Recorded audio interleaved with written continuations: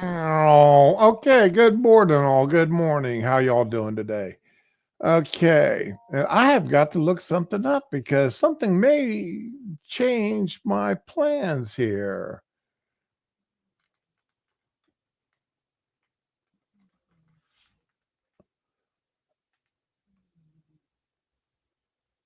Okay. Did I miss it? Was it yesterday? Was it or was it going on today? No, this is today. Okay. So let's see if I'm way too late or what. Because anyway, I've got that going. Anyway, as you guys know, I missed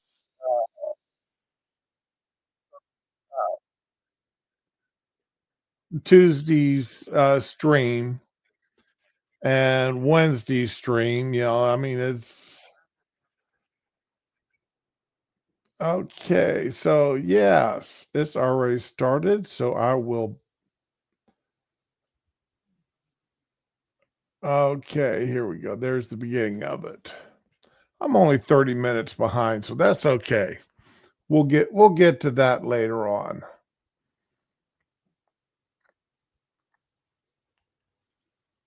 Okay. Um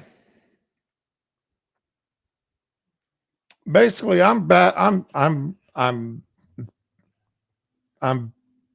a couple of infections in my legs.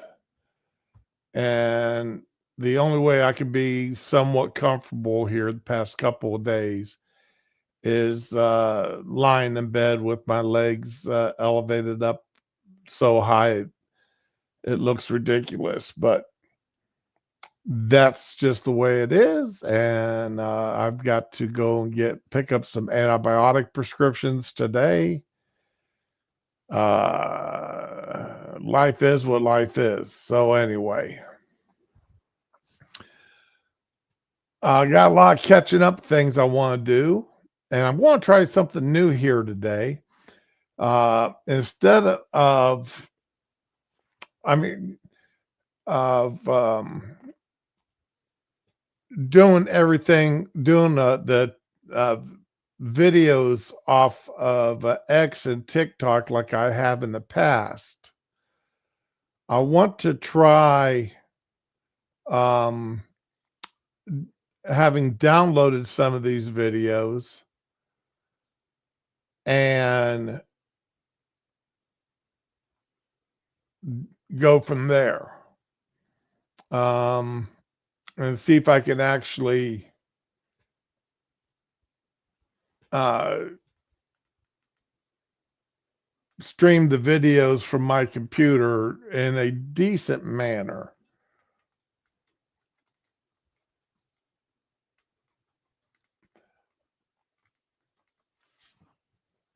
But a couple of things I want to start off with here. One thing is we know that Trump sued Meta because they suspended his accounts. Well, Meta, and I'm just going to show that Meta agrees. This is Zuckerberg. No, is this Zuckerberg? Yeah, Zuckerberg is Meta. Uh, Zuckerberg agrees to pay Trump $25 million, oh, because of his suspension of when they suspended his account.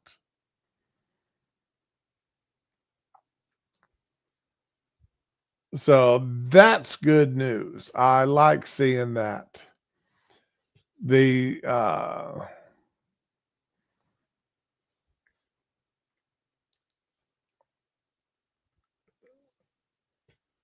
Okay, let me pull up another article here. Hopefully, one that'll be a little bit better. Whoops, I don't want that.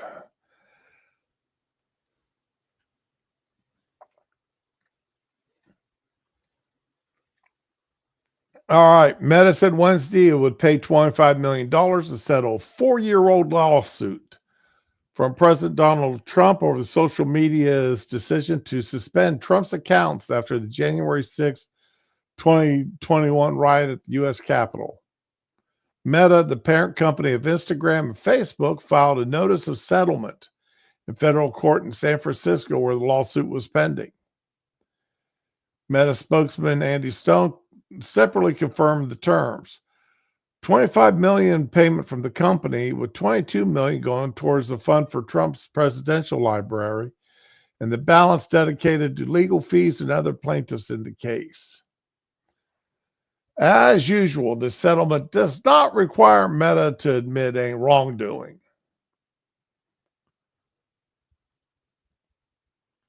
Meta is at least the second major corporation to pay settlement in a Trump lawsuit since he won second term.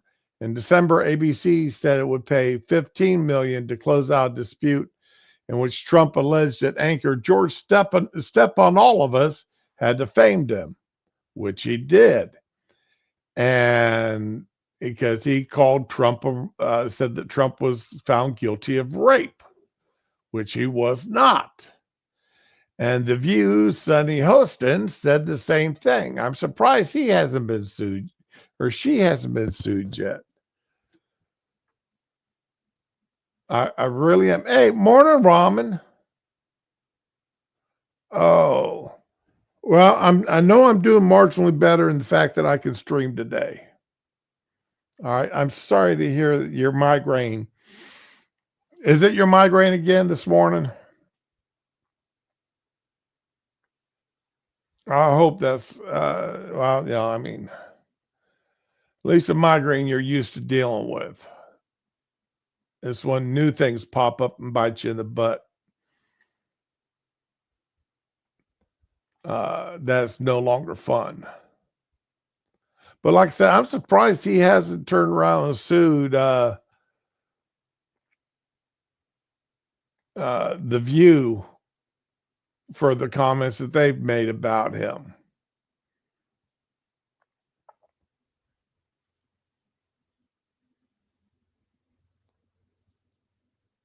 So,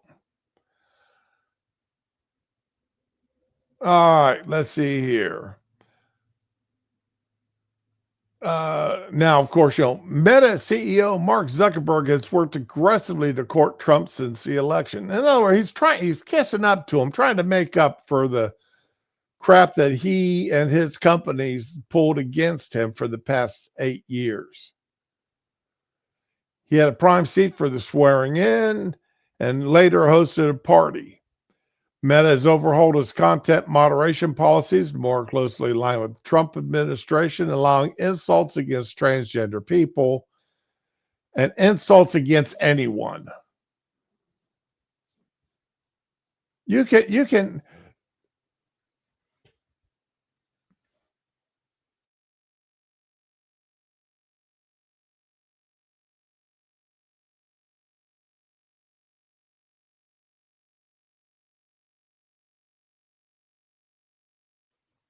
yeah, Rom, I heard the same thing about the producers busting in and yelling at her over that. But to my knowledge, she's never publicly apologized for it. So, but then she had to do so many legal corrections, I think is how she phrased it there for that. I mean, it seemed like she was doing two or three a day for a week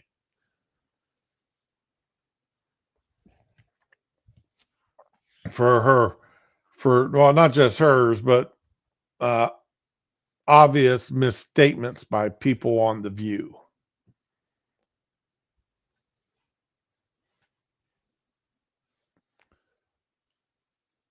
And ending this independent, yeah, it's so-called independent fact-checking program. That fact-checking program they had, as we all know, they were former government workers and CNN workers. They weren't truly independent. There were no conservatives. There were no even moderates on there. They're all left wing zealots.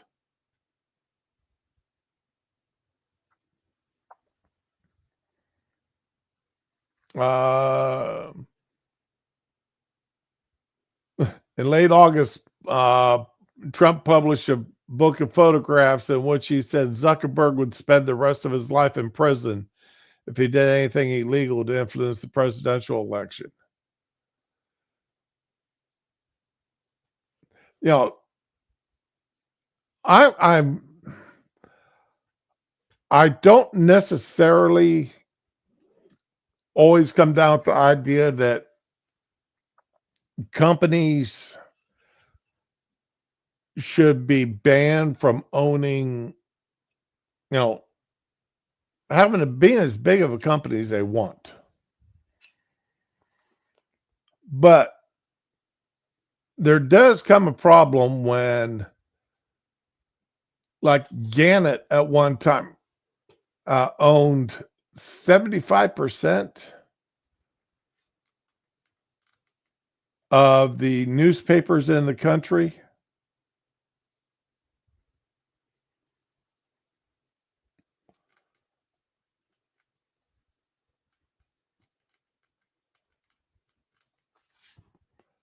Um, okay, right now, Gannett owns over 100 dailies and 1,000 weekly newspapers in the United States, covering 44 states, a U.S. territory, and 6 countries.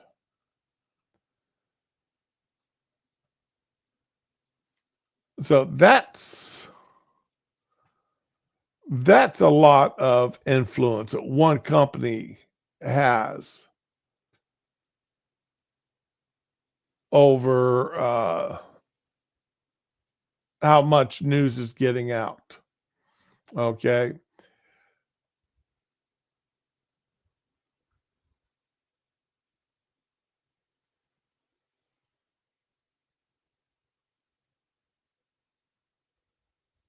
Oh, yeah, you're right. That is a horrible thing.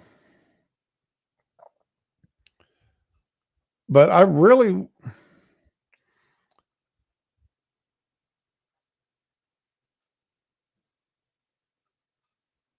there's the changes I want to see. The major change I want to see, especially dealing with internet, internet and companies dealing with internet, is they can, I want to see that change, a couple of changes to the 230 policy, where a company must either publish, they can be a publisher.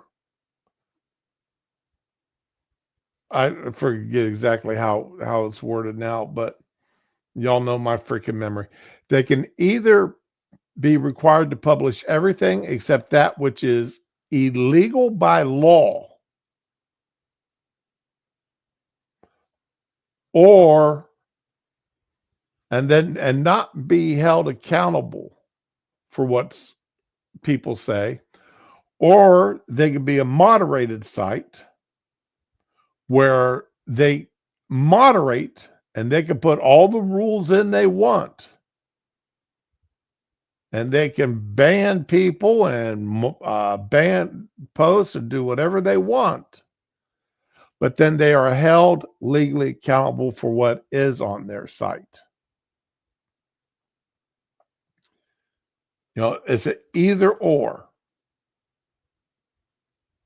If you are a site that doesn't want to see people, you know, calling out other people for their actions or their beliefs, you don't want to see derogatory terms being used against a group of people, then you can become a moderated site, but you are now responsible for everything that's published on that site.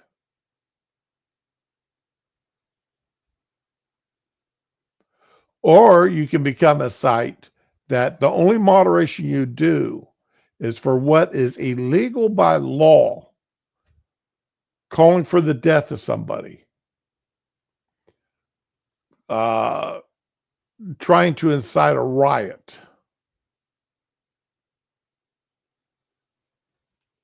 this kind of stuff. then other than that, the stuff for which you would have a legal basis for removing,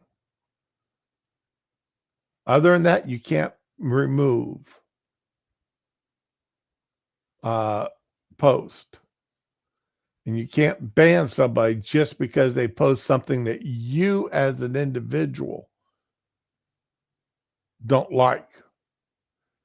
And your moderators, quote unquote moderators, your moderators would be held to that standard. That's the change I want to see.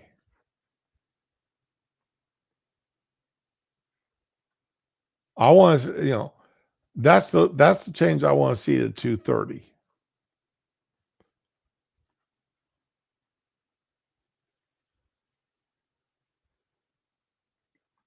And I also want another thing I want to see, and I really heavily want to see, is that political groups,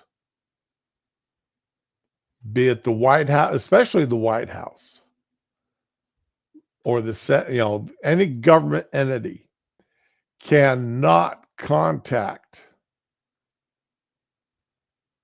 these websites or the website owners requesting that they remove posts because they, as a government entity, or that person, that president, that vice president, that secretary, that mayor, that vice mayor, that city commissioner doesn't like what's being said about them on the internet. Now, if what somebody is saying is defamatory, legally defamatory, then that person can take and file a lawsuit against the individual. Take care of it in court. Now, the individual can pull down their posts if they want. If I made a post, say, against my city mayor, well, I don't have a city mayor. If I made a post against one of my county commissioners that he felt was defamatory, he could bring a lawsuit against me. He should not be able to call, write, email, text, or any other way communicate with YouTube, TikTok, X, and tell them to pull the post down because they found it offensive or whatever. That individual would have to contact me and say, hey, either you pull it down or I will sue you. Well, if I believe I'm right and I had the right to make that post and I didn't break the law, then I could leave it up and then take my chances in a courtroom before a judge.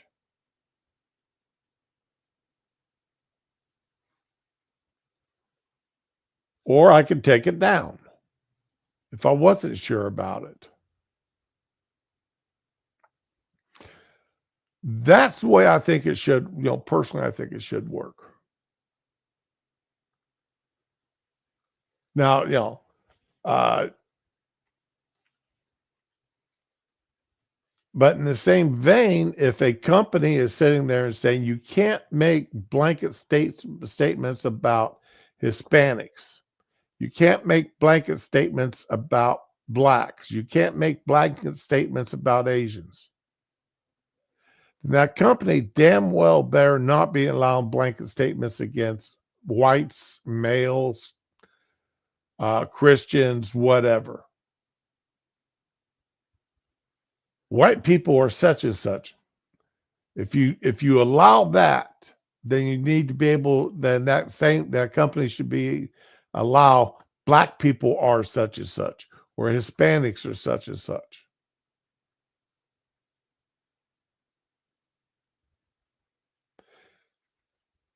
I got into a discussion yesterday. A lady was, doing the usual. White people are privileged, especially white men have privileges. and they need to recognize their privileges. So I asked her I did my usual, what laws are there that privilege white men over anybody else? And she come back with the usual, well, it's not just the laws, but it's the way society treats people. And it's the way white men act. I was like, really? I said, do you realize, and I don't have the study here in front of me, but as I think if I was roughly 73.5%, something like that, of the laws that are on the books and hiring practices, et cetera, discriminate against straight white males.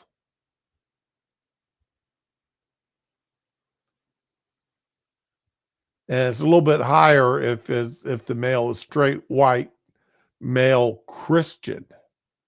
It's like 74.5 or 75% of the laws allow discrimination against a straight white male Christian.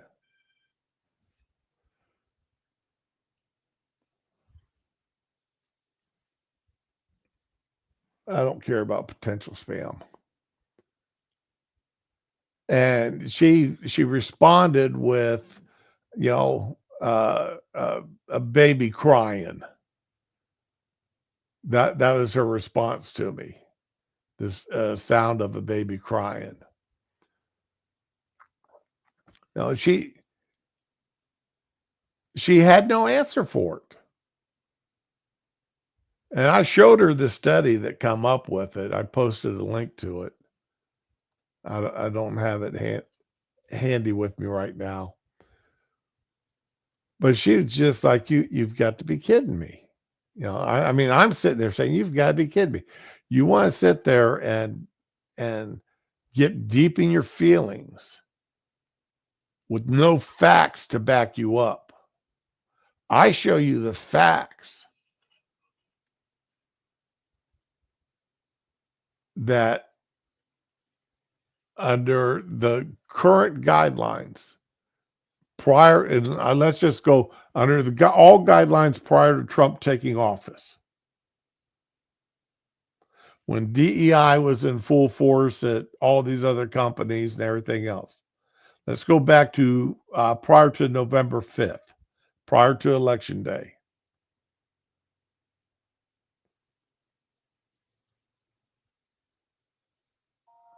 If you were a straight white male Christian, 75% of the companies out there could discriminate against you without any legal recourse because of DEI and other laws that were in effect, and what company and policies at even inside the government.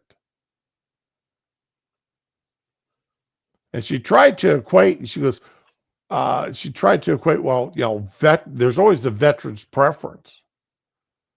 Okay, but see, my problem with with people trying to use the veteran preference for government positions, because that's usually where it's the only place it uses. There's some private companies that offer a veteran's preference, but a lot of companies don't even ask it on their applications if you're a veteran. And it's like, okay, but you see, the problem is with that though is anybody can become a veteran. It ain't, white, male, female, black, any race can become a veteran. Males and females can both become veterans. The veteran preference is for almost anybody can become a veteran. That's because the veteran preference is because of something that you actually did, not what you were born as, not an immutable fact. You know, you were born white, you were born Hispanic, you were born black, you were born Asian, you were born male or female.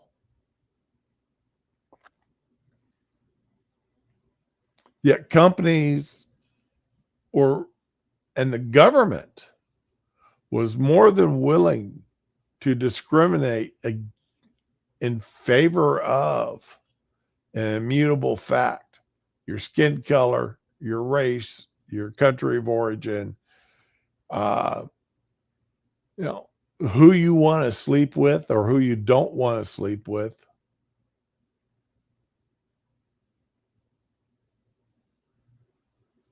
All these other factors. And in some cases, even in your religion. If you were a Muslim, you that gave you extra bonus points towards being hired in our government and a lot of companies because they felt Muslims are being discriminated against based upon their religion. Therefore, they could be, granted extra hiring points.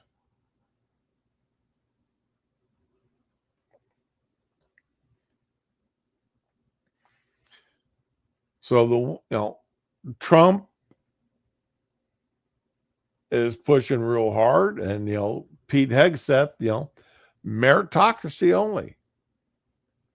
We don't care about all this other stuff.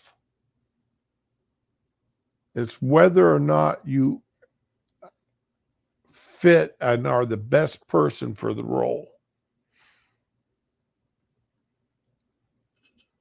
I mean, you've got meritocracy for the most part in basketball, baseball, football.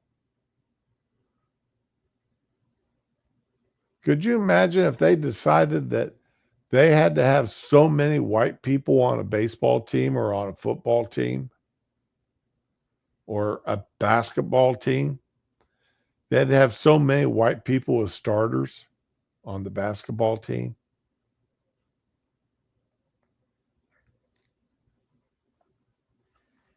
We'd be going back to the 1950s basketball.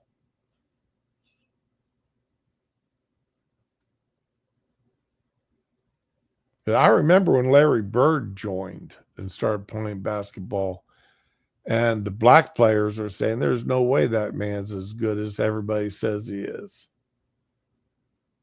until they played against him. And then they got afterwards say, yeah, that man's that good. So anyway, all right, there's enough of that. Let's see here. What else did I have? All right, I am wait a second here.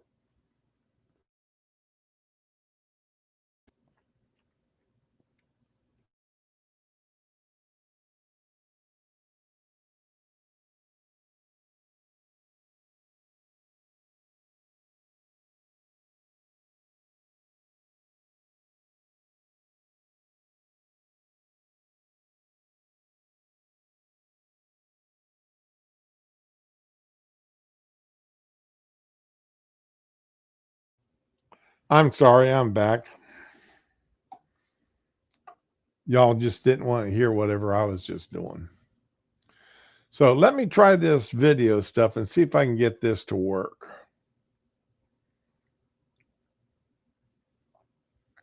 All right, and I want to start off with this one here because this one here got my goat in a hurry this morning.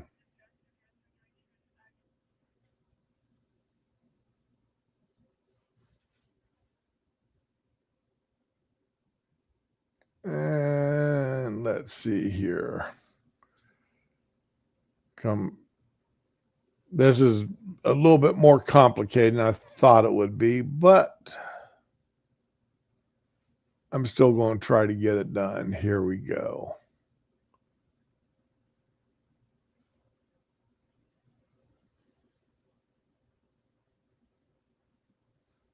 Okay, let's listen to this Air Force. Okay, okay, this Air Force dummy.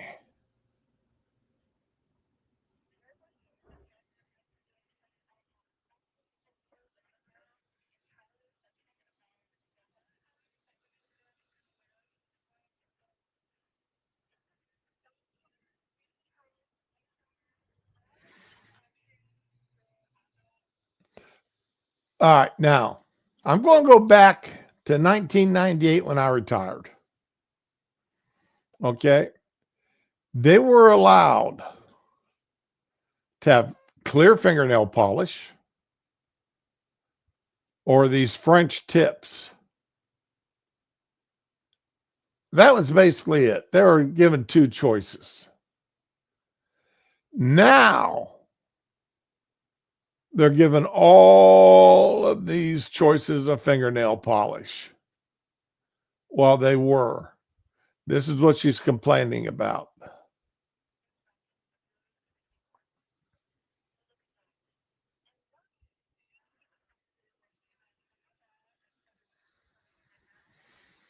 I love it. I love it.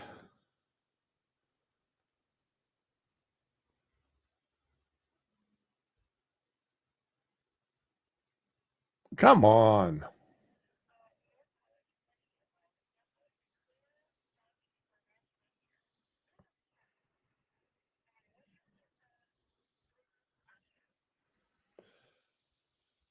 It shouldn't matter what your skin tone is.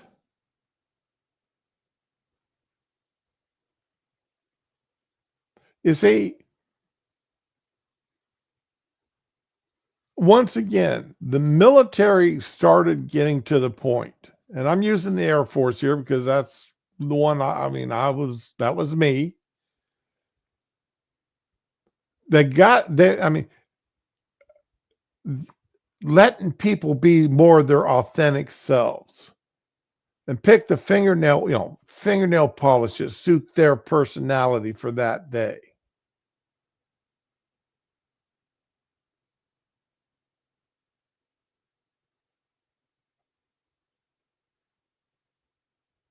It's,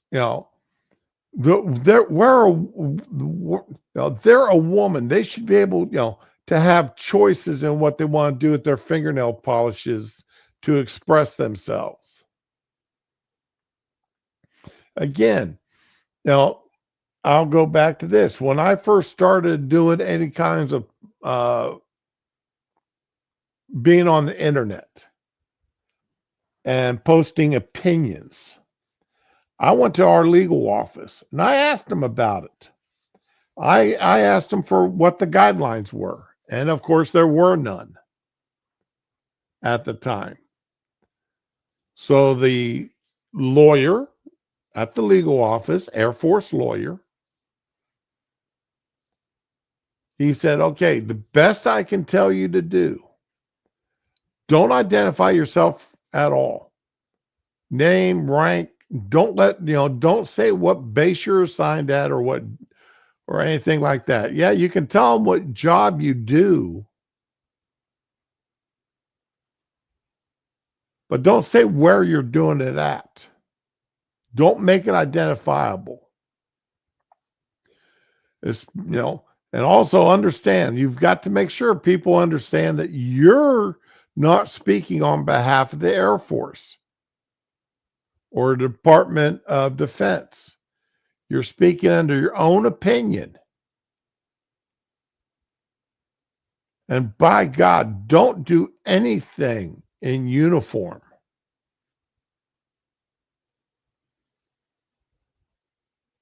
And I'll go back even further.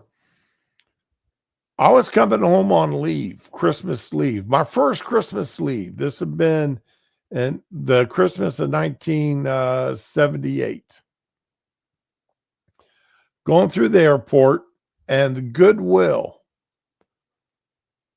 was sitting there doing their thing with a chorus group singing Christmas carols right near where I was waiting to catch my plane.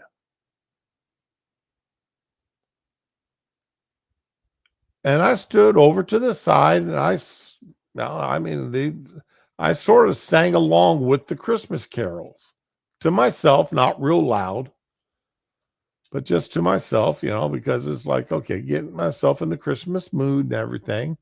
I'm flying home and mistake, I was in uniform.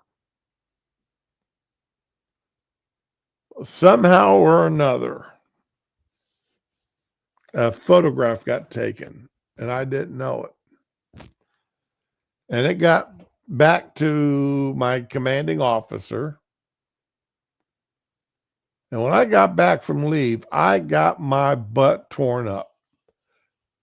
Now, I was still an E1. I was an airman basic E1. I didn't have any stripes for him to take away. I'm sure he would have if I'd had any stripes on my sleeve. I learned in a hurry, you don't do anything in uniform that the government didn't tell you to do in uniform, because that could get you in all kinds of trouble.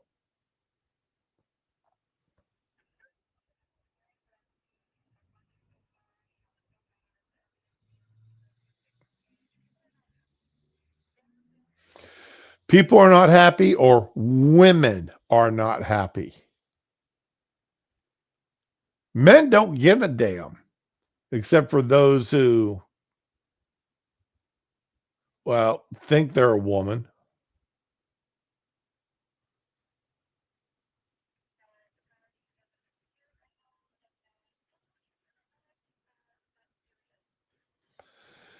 It is serious in the fact that in the military, you are a Air Force military member first and foremost.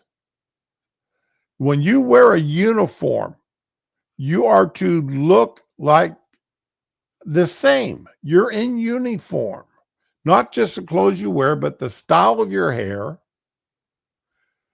how you've got your fingernails. There is no individuality once you're in uniform. You're lucky they're giving you a choice of even doing a French manicure, French tips on your fingernails. That they don't say the only thing authorized is a clear polish.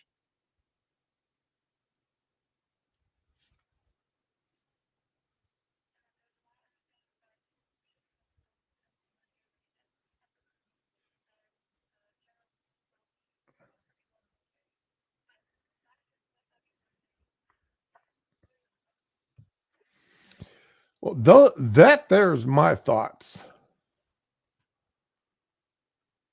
Now, if you're in the service, you're there, you joined willingly. I go out to the air base on occasion, and I just get absolutely shocked whenever I go out because we're, uh,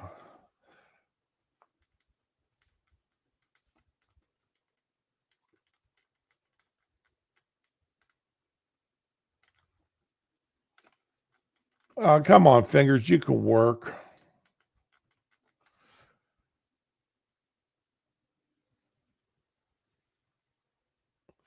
Now, when I was in the service, women, their hair couldn't go beyond the bottom of their collar and no more than 3 inches in thickness. All right. Dreadlocks and all that crap, no. No ponytails, no. None of that stuff was allowed. It, you know, uh, then they turn around and I go out to the base now, and this is what I see.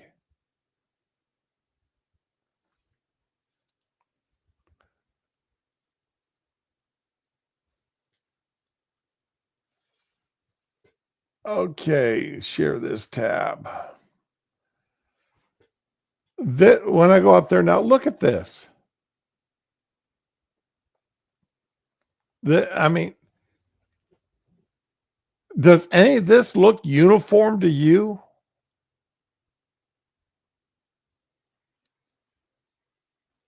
Especially this one here with the two pigtails. That doesn't indicate a military readiness, a military hairstyle.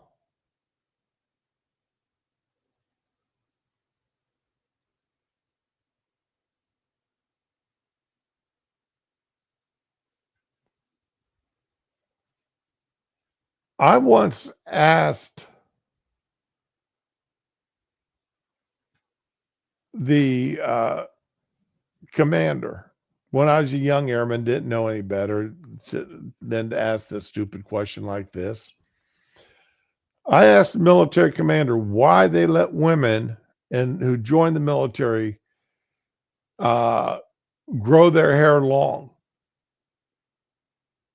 and then be able to put it up by the use of banded, paper clips and all this other crap to get in regulation when men's hair had to be cut so short.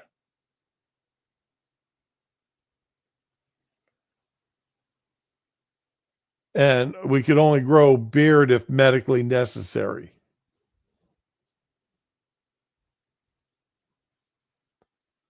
And he looked at me in that way that, you know, light colonels and full bird colonels do, of looking at young airmen, young one striper, who dare to question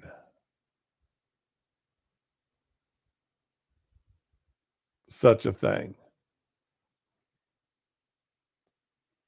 And looked at me and said, Airman, it's not your job to question why that's allowed. Your job is to go out there and fix airplanes and to follow orders. Sir, yes, sir. End of conversation.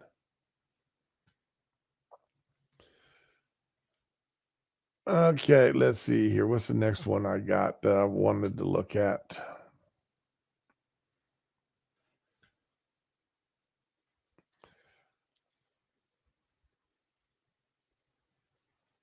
Now, I'm hoping this guy doesn't get mad at me because he was able to do a lot more. Like I said, I've been under the weather here for a few days, and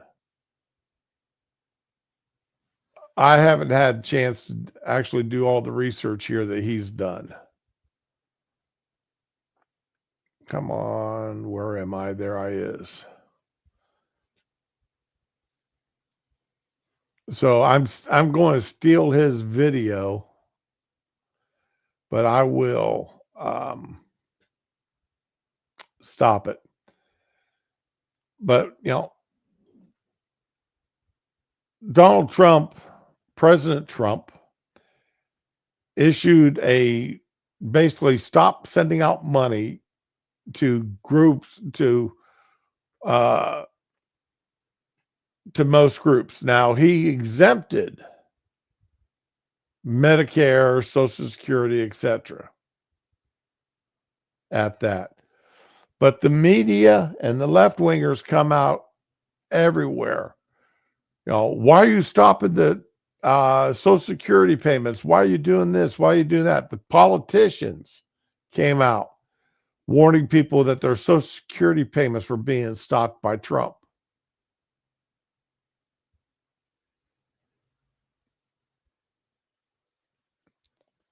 So let me play this here.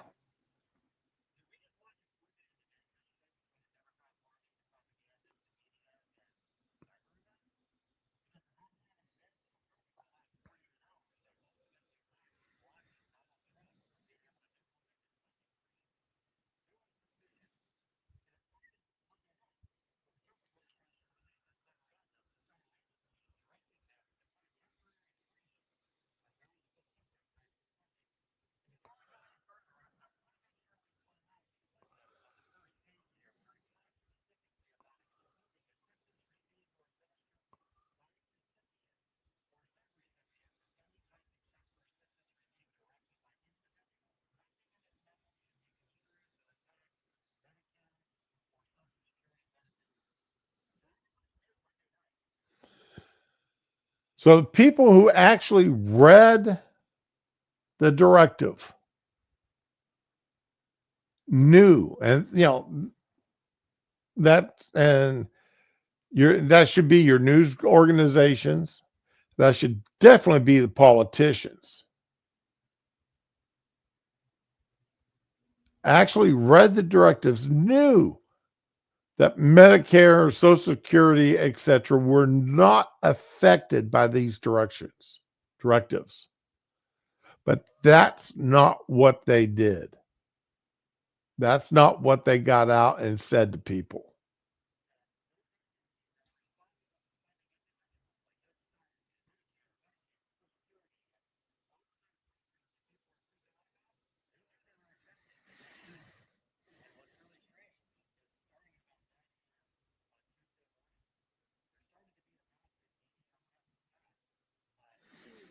DDoS, that is denial of service, direct denial of service. It takes a lot of computers to do that. It takes a lot of computers to get in there and attack a government website so much that it shuts it down. But they managed to do it anyway.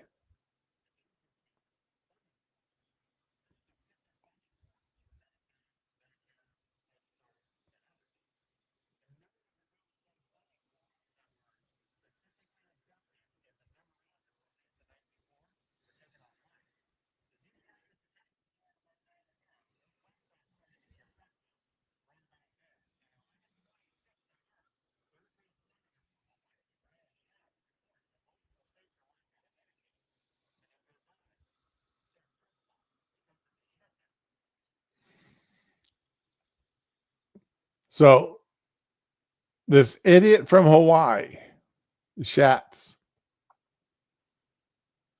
he knows that the site is down because of the DDoS. But he lies, as politicians are wont to do, and blame it against Trump.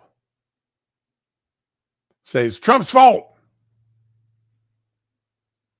Well, it's only Trump's fault if you want to say that if it wasn't for Trump issuing that directive, these people wouldn't have done a computer attack against the websites.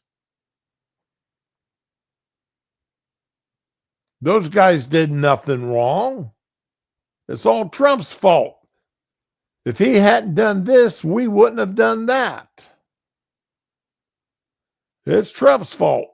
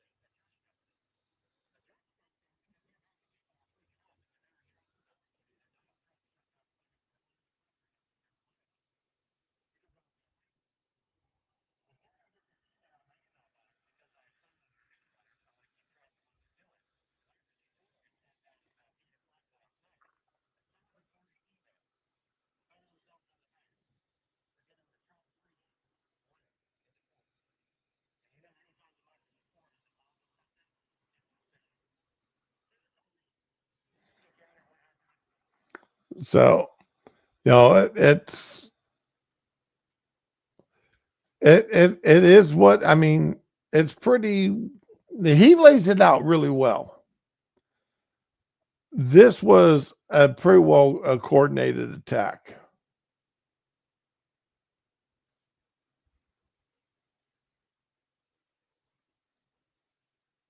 on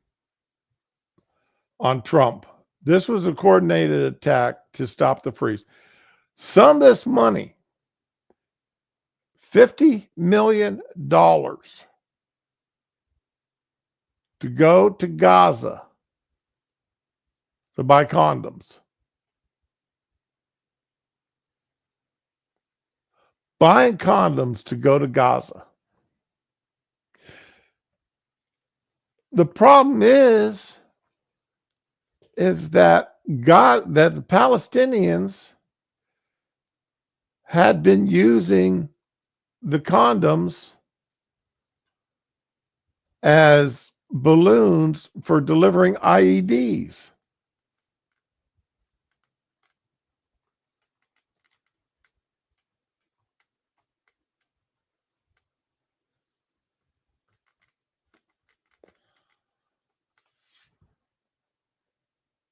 And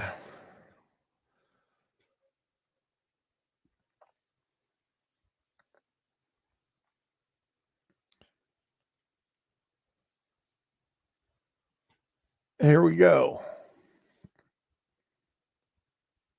Just in case you don't believe me, Gaza has used condoms to create IED carrying balloons that winds would fly into southern Israel, causing extensive damage to schools, farmlands, and highways.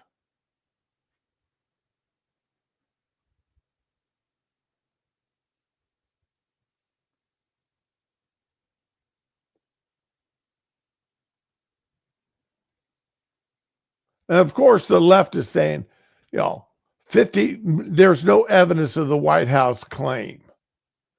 Funny, the State Department, right there, State Department is announcing, Mark Rubio announcing that they pulled the funding for it.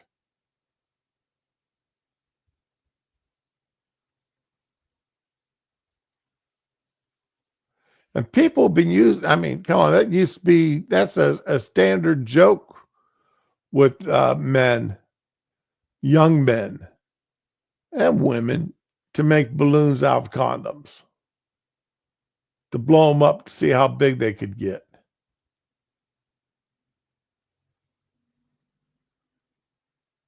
Yeah, you'll never break that condom. Look how big it can get. You know that.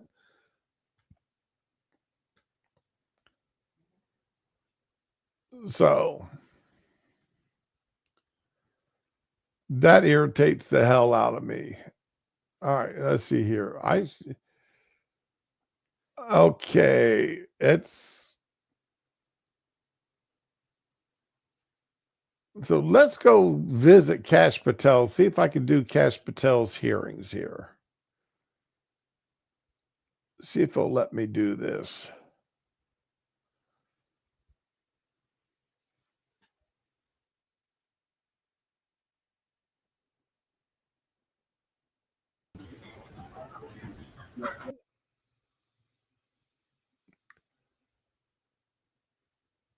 Come Guy on. is doing a good job. There we This go. is the lowest rating in a century. It's no surprise that public trust has declined in an institution that has been plagued by abuse, lack Get of past all this. transparency, served as a public defender, quote, on enemies to the acting. I released an internal weaponization I want to get to to the become questions. part of Jack Smith's elector case. The second email, February 24th, 2022, email from Tebow to John Crabb, a prosecutor in the U.S. Attorney's Office for the District of Columbia, saying, quote, I had a discussion with the case team, and we believe there is predication to include former President of the United States, Donald J. Trump, as a predicated subject, end quote.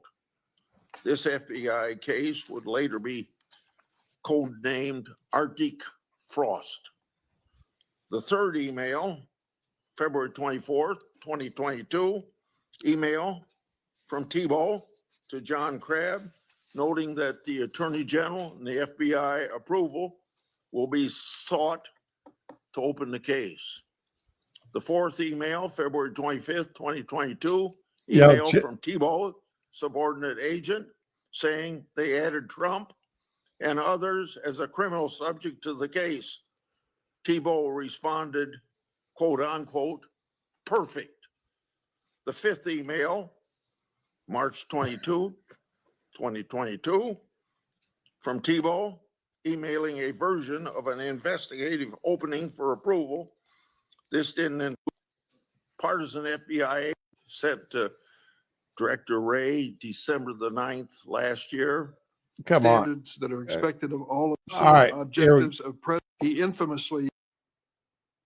Okay, get back here. Where is probably people before him.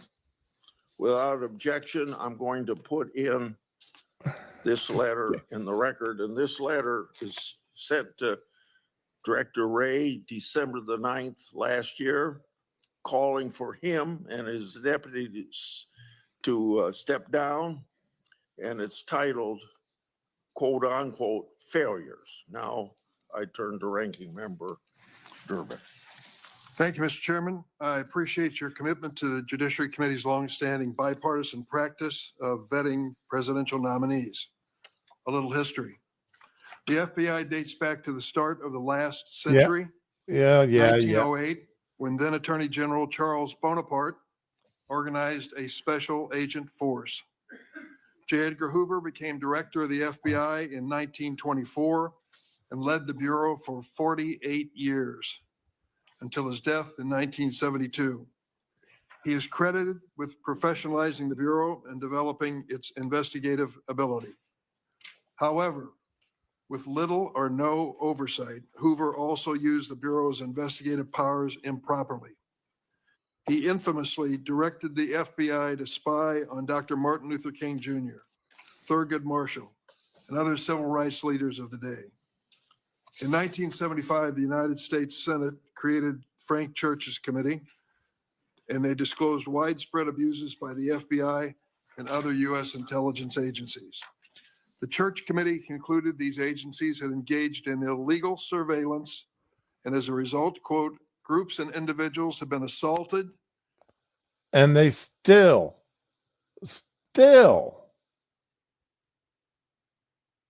up until last year, illegal surveillance. That's not anything new. Of the FBI, the Watergate scandal, and the findings of the Church Committee highlighted the risk of political interference in FBI investigations and led to significant, important reform. In 1976, Congress passed a law that limits the FBI director to a single term of 10 years, which was intended to insulate that position from political influence. And critically, we made the FBI director's appointment subject to the advice and consent of the Senate. That's why we're here today. Since 1935, the motto of the FBI has been fidelity, bravery, integrity. These qualities represent the Bureau's core values and the high standards that are which under Wray, they did not live up to any of them. Expected of all of its employees, including the director of the FBI. After meeting with Mr. Patel and reviewing his record, I do not believe you meet this standard. Mr. Patel has neither the experience, the temperament, nor the judgment to lead an agency of 38,000 agencies and 400 field offices around the globe. During the time I've served on this committee, I've had the opportunity to consider 4 FBI director nominations. Each one was a Republican, and I voted for all of them.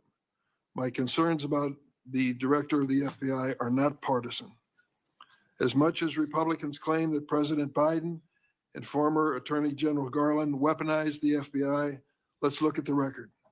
President Biden kept the FBI director, a lifelong Republican who'd been appointed by President Trump.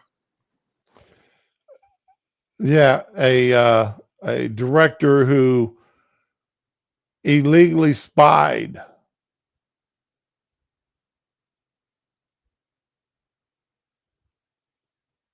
on Republicans and on Trump. Ray was, yeah, he may have been a Republican, but he was never Trumper. He hit it very well there for a while. Contrast that with President Trump. Fired his first FBI director, James Comey, forced out his second FBI director, Chris Wray, for being insufficiently loyal. With Mr. Patel, however, obviously the president has found a loyalist.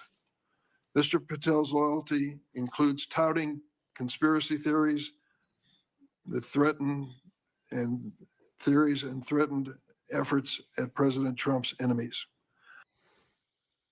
What do you mean conspiracy? Yeah, there were conspiracies, and the problem is they're all true. Remember, Dickie, you said that the Hunter Biden tablet or laptop was a conspiracy and to be ignored.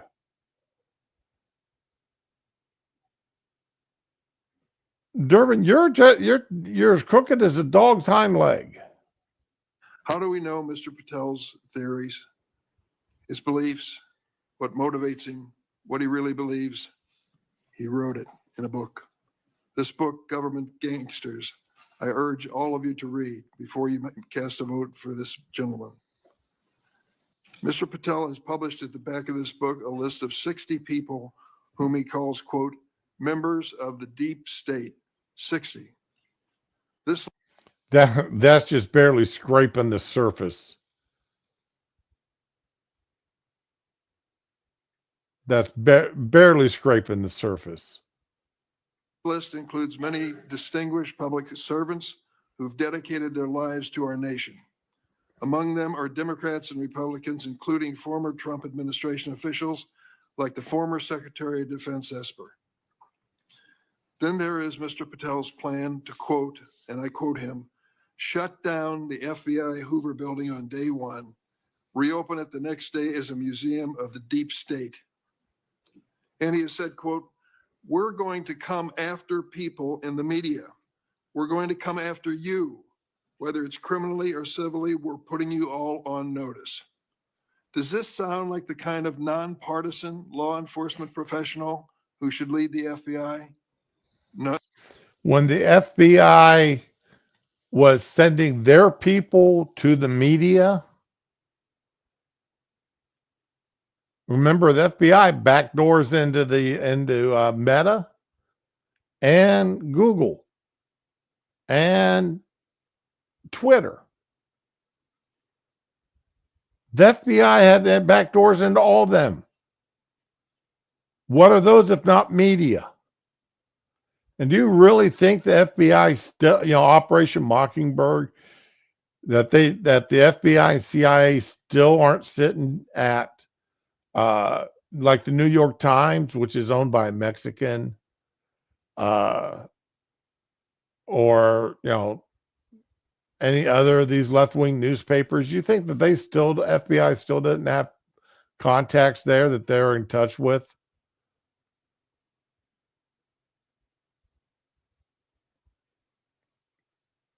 I just don't see how anybody could understand that they don't. Not to me. This is someone who's left behind a trail of grievances throughout his life, lashing out at anyone who disrespects him or doesn't agree with him. Don't take it from me. Listen to these Republicans who worked with him during the Trump's first administration. Attorney General Bill Barr, and I quote, I categorically oppose making Patel deputy FBI director. I said it would happen over my dead body. Patel had virtually no experience that would qualify him to serve at the highest level of the world's preeminent law enforcement agency. National Security Advisor John Bolton. I didn't think he was qualified. He demonstrated no policy aptitude at all. I was forced to hire him.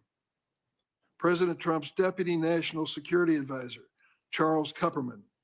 The idea that Kash Patel is going to be the FBI director is appalling. His legal career is modest at best. His ideas are ludicrous. CIA. You know, if this was a Democratic president nominating Cash,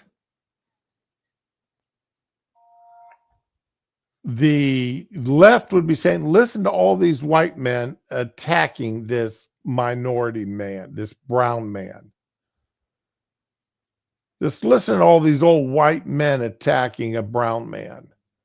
This is racism through and through. They don't want to see this brown man in charge of an agency as big as the FBI.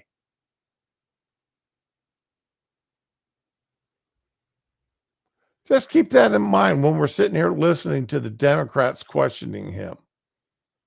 That if the shoe is on the other foot, their responses would be that he's being attacked like that simply because he's a brown man. And they don't, and the white supremacists don't want to see him in charge of the FBI. Director Gina Haspel threatened to resign after President Trump proposed making Mr. Patel CIA Deputy Director. Defense Secretary Mark Esper said Mr. Patel lied about whether Nigeria had approved a hostage rescue operation, putting American lives at risk. But Mr. Patel would have us believe that all of these public servants, all Republicans, all from the first Trump administration, and apparently anyone else who's critical of him, are nothing but government gangsters and deep state members. Many of them have made his list of enemies.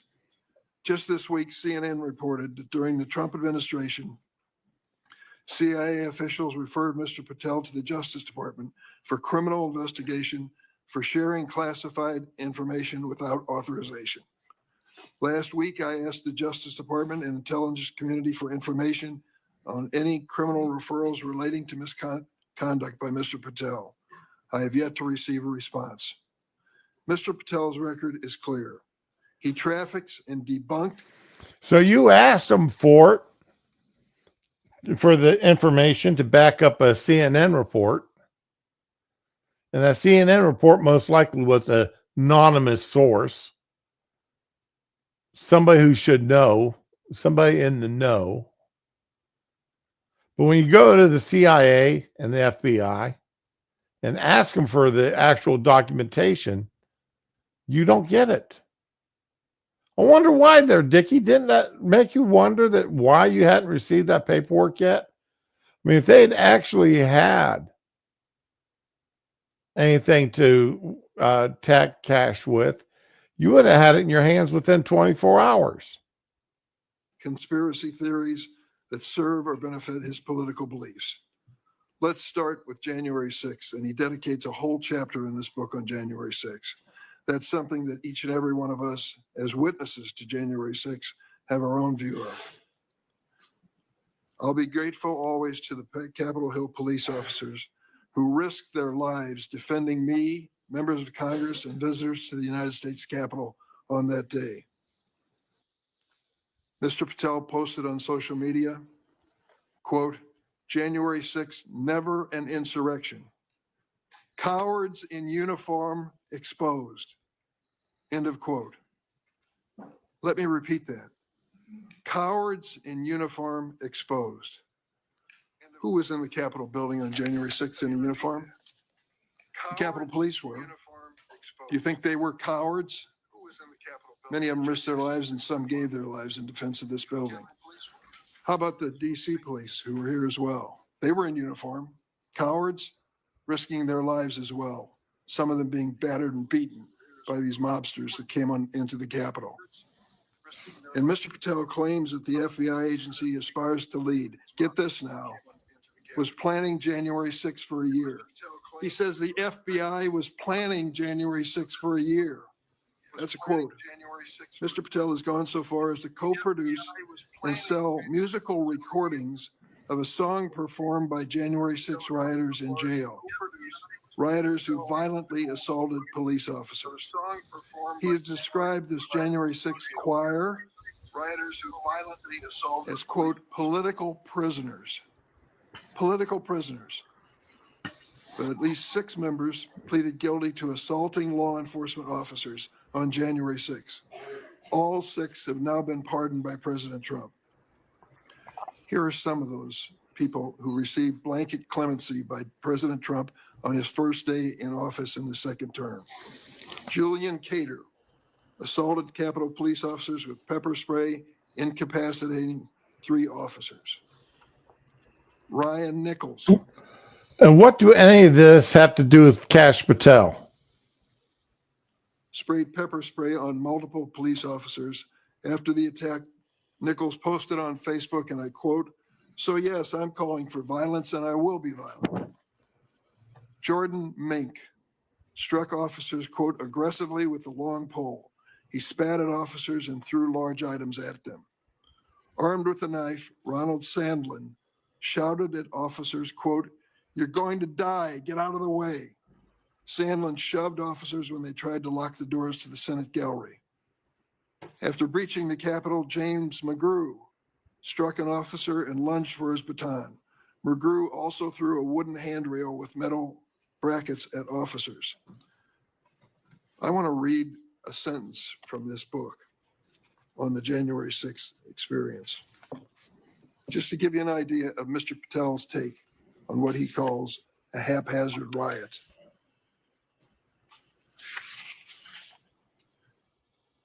By everything we could see, the crowd at the Capitol was unarmed or armed only with non-lethal objects like bottles, flagpoles, or bike racks. Mr. Patel has also peddled conspiracy theories for his own financial benefit, promoting a line of dietary supplements that claim to help people detox from COVID-19 vaccines. During my time on this committee, Well, did they work or didn't they work? You said they claim, but you didn't, is there evidence that they didn't work? You're throwing out an accusation, but you're not saying whether or not they worked or not. You're just saying, well, he sold this for personal profit. Well, yeah, and there's nothing wrong with that. Unless you've got evidence that he was selling corn whiskey or something instead. Used to call it snake oil. There's a lot, don't forget Dickie. The FDA has allowed medicines on the market now for over a decade that they're just now letting us know that they've never worked.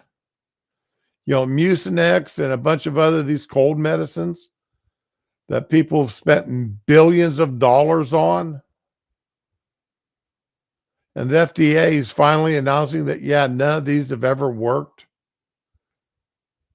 But we let them out on the market.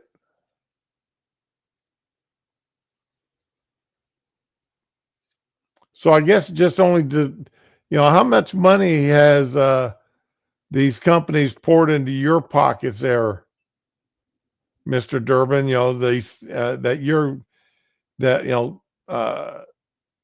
Actually selling snake oil and telling the American population that they work.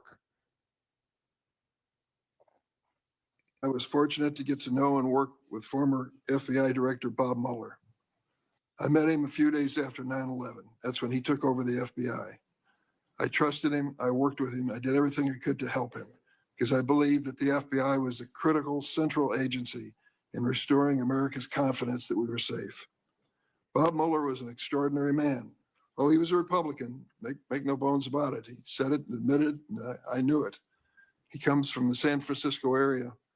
And when he was in college and graduated, a friend of his a year ahead of him had enlisted in the Marine Corps and was killed in Vietnam. Bob was inspired to do the same thing, join up in the Marine Corps, and he did. And he was a first lieutenant in Vietnam.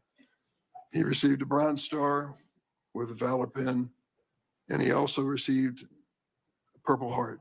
he was injured in battle. I read about his experience because after he was healed from that wound to his leg, he returned to combat. He was just that kind of fella. Regardless of party, he was a real American.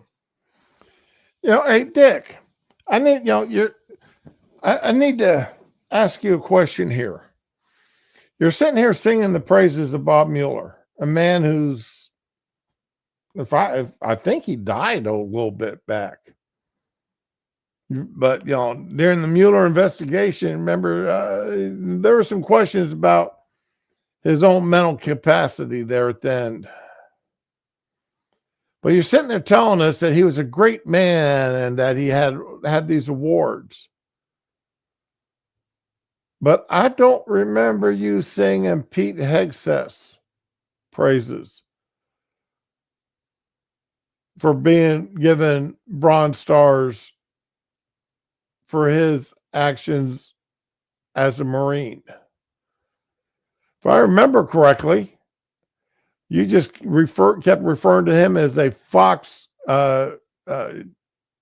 show host or something along those lines. Pretty derogatory commentary on him.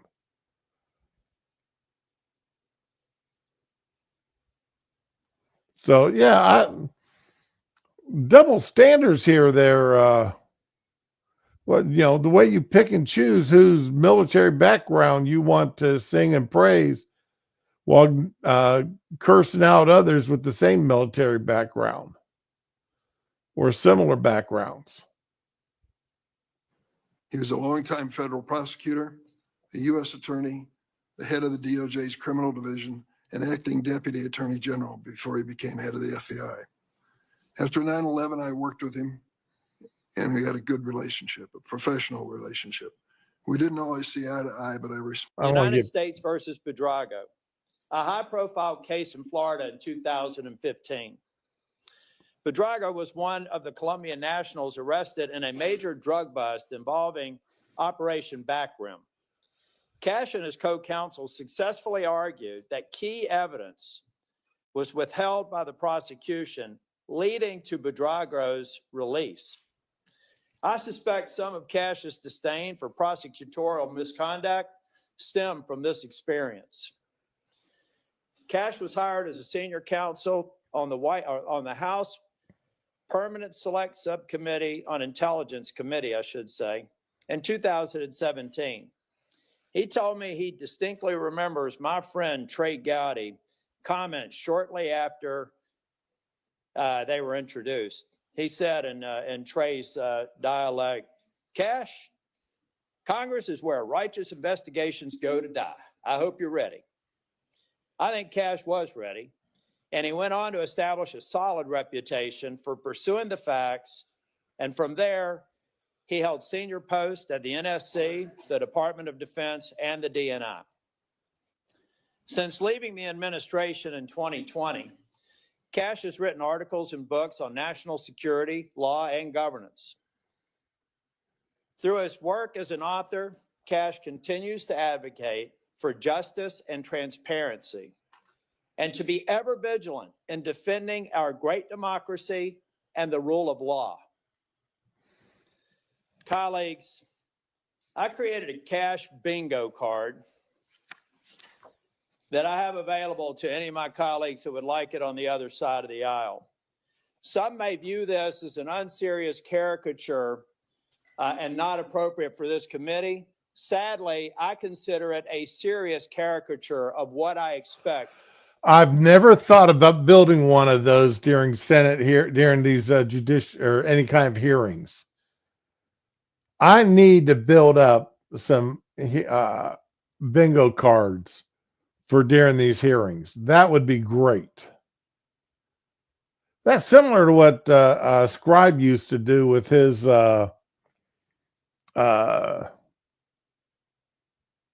dang it, what those speeches that he used to moderate, or not moderate, but he used to TED Talks. They used to when he did showed TED Talks. He did bingo cards for that. He had several different bingo cards.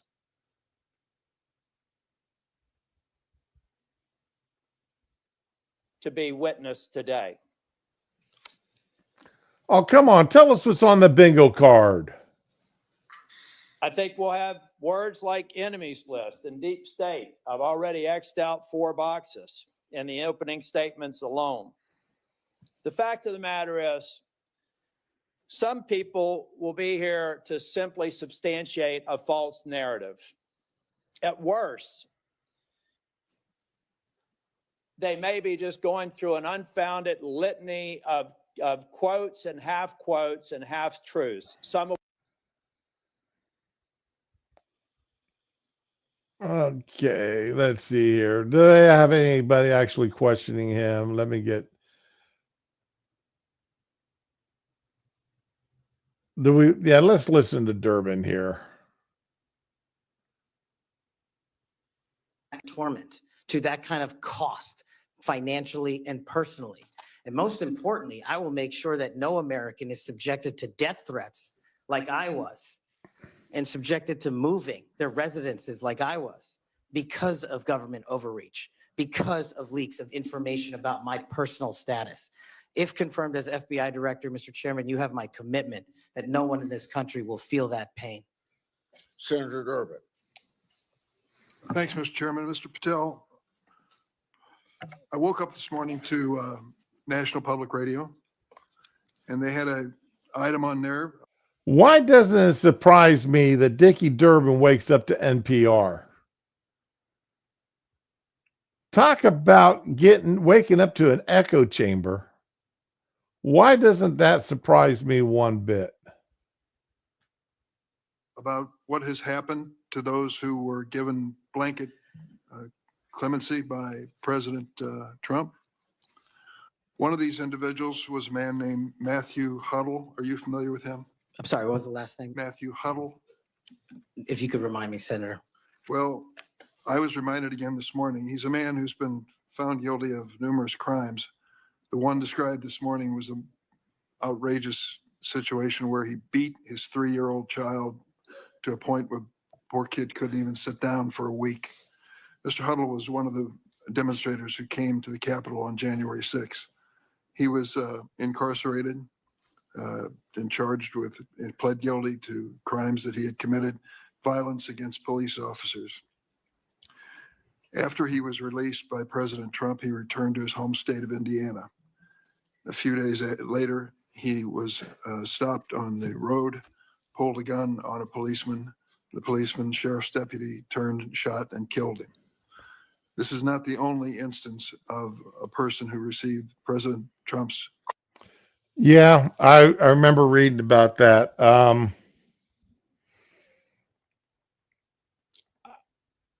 Honestly, I think Trump or his staff did not look close enough at some of these people's backgrounds. But then again, if he's in jail because of what he did at on January 6th,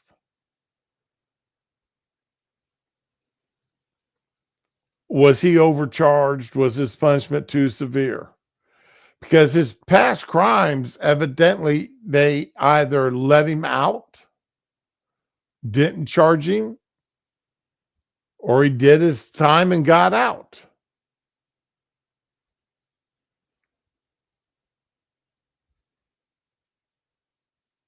Should some of these people that got out, that were given their pardons or clemency from Trump, were some of them not great people? Yes.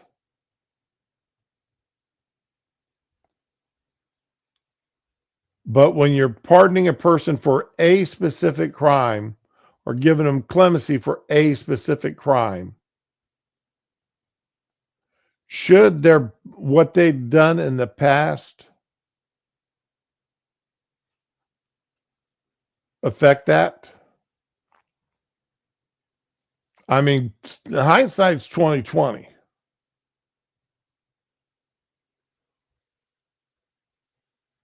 But if a man is in jail for, for littering and he gets a 2-year sentence because he littered and pissed off the judge when he did it, cop told him to pick it up and he instead of picking it up, he threw some more trash on the ground. So the cop arrested him for littering, which is a legitimate arrest. And the guy shows up to court and he's not very nice about it. He's a he's a complete moron about the way he acts in front of the judge. So he makes the judge mad, and the judge turns around and hits him with the maximum sentence, and then some.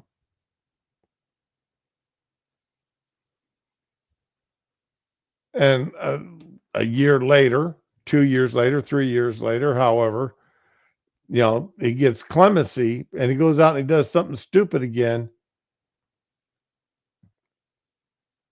Just because he was over sentenced for this first crime, that doesn't mean he needs to still be in jail. There's a couple of ways to look at this.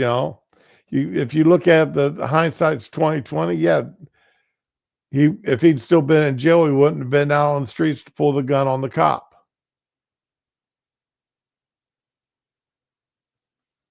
But should he have still been in jail to start with? Or should he have even been in jail? That's what you got to look at. Clemency, committing another crime. Peter Schwartz was mentioned this morning on the radio. 38 criminal convictions, 38. He'd been sentenced to 14 years in prison. He was released because of the president's unconditional clemency, which was given to him as well. So I guess my question is this. All right, the man had 38 criminal convictions before the 2001 January 6th. Why was he out of jail? Why was he out of jail to even go to January 6th riots? Again.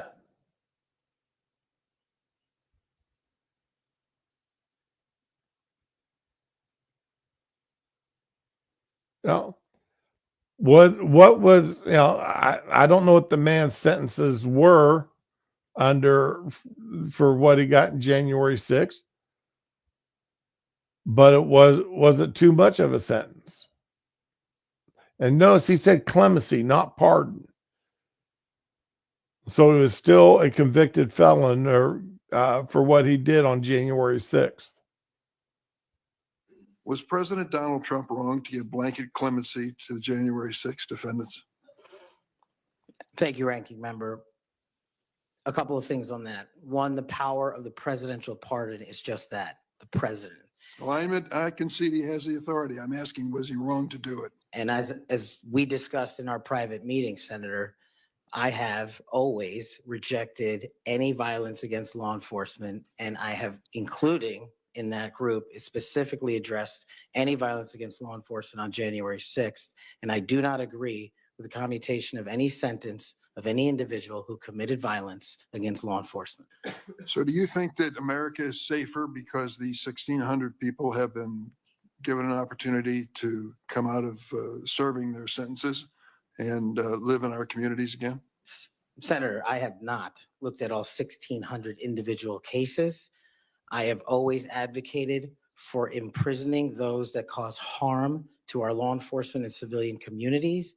I also believe America is not safer because President Biden's commutation of a man who murdered 2 FBI agents, Agent Kohler's and Williams' family, deserve better than to have the man that point blank range fired a shotgun into their heads and murdered them released from prison. So it goes both ways. Leonard Pelletier was in prison for 45 years. He's 80 years old and he was sentenced to home confinement. So he's not free, as you might have just suggested. He killed 2 FBI agents. That's true, he did. And he went to prison for it and should have. My question to you, though, is do you think America is safer because President Trump issued these pardons to 1,600 of these criminal defendants many of whom violently assaulted our police in the Capitol. Senator, America will be safe when we don't have 200,000 drug overdoses in 2 years. America will be safe when we You're don't have not gonna answer the 50,000, 50 homicides in a So day. you just won't answer the question. I I'm am going to say, here. I don't think we're safer with Matthew Shuttle. You know, Dickie, most of those 1,600, all right, were people that never, I mean, like Ashley Babbitt, she was murdered. She was killed. She had no criminal record. She was an Air Force veteran. Most of those people that were convicted of crimes from January 6th had no criminal history.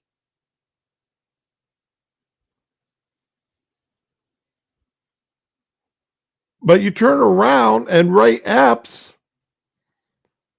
who by all reasonable means was a major instigator, incitor of everything that happened on January 6th, got off with a slap on the wrist. Bad boy, 60 lashes with a wet noodle.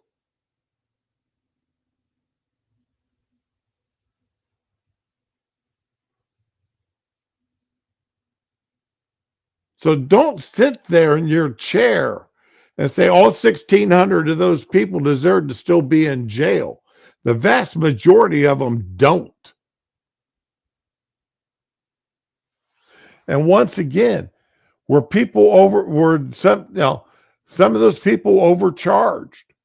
Were they, when they were convicted, were they overly sentenced for the crimes they commit? And also remember, Black Lives Matter people, the people that actually set fires to buildings, government buildings with police in them, didn't get half the jail time that these people on January 6th did.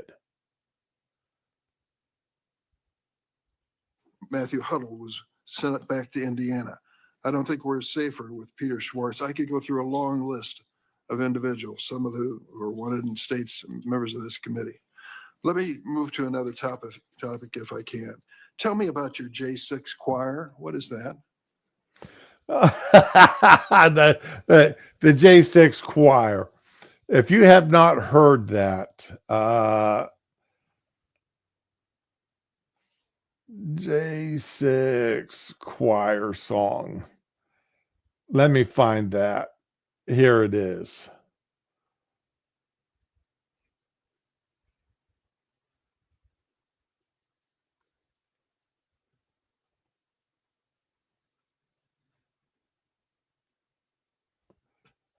Okay.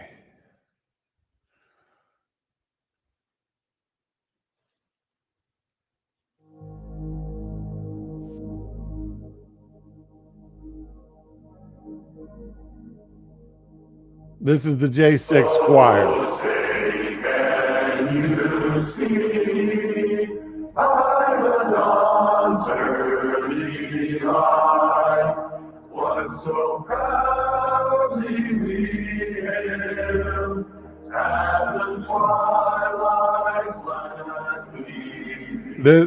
This is them actually singing. I pledge allegiance to the flag of the United States of America.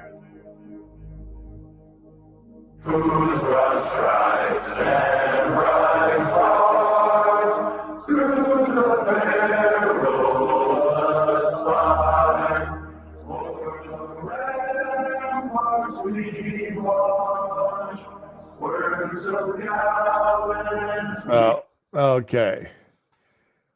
That's the J6 choir that's got Dickie Durbin all upset. Well, it's not my choir. It's simply a recording that was utilized to raise funds for families in need of nonviolent offenders. Who sings on this recording? I don't know, Senator. What did you have to do with it? Simply to raise funds to assist families of nonviolent offenders whose kids needed college education payments and whose rent needed being paid. My understanding is that the performers on this J6 choir were the rioters who are in prison. I'm not aware of that, sir. I didn't have anything to do with the recording. You weren't aware of who made the recording? No, Senator. That's interesting. Cash, I'm sorry, but buddy, I have a hard time believing that. I mean, I knew that the people singing the J6 choir was made up of prisoners from January 6th. That's why they were called the J6 choir. Okay, Cash, come on. I'm very difficult time believing that. Did you receive any money for selling copies of that music or that recording? Absolutely not. Okay. You do have a foundation though, do you not?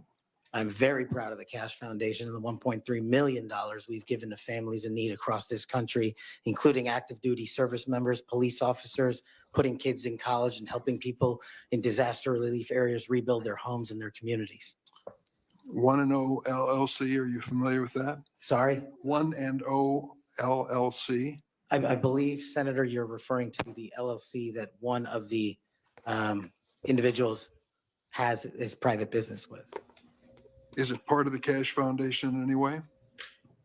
Only in that one of the members of the board has that LLC for his outside business. Andrew Ellis?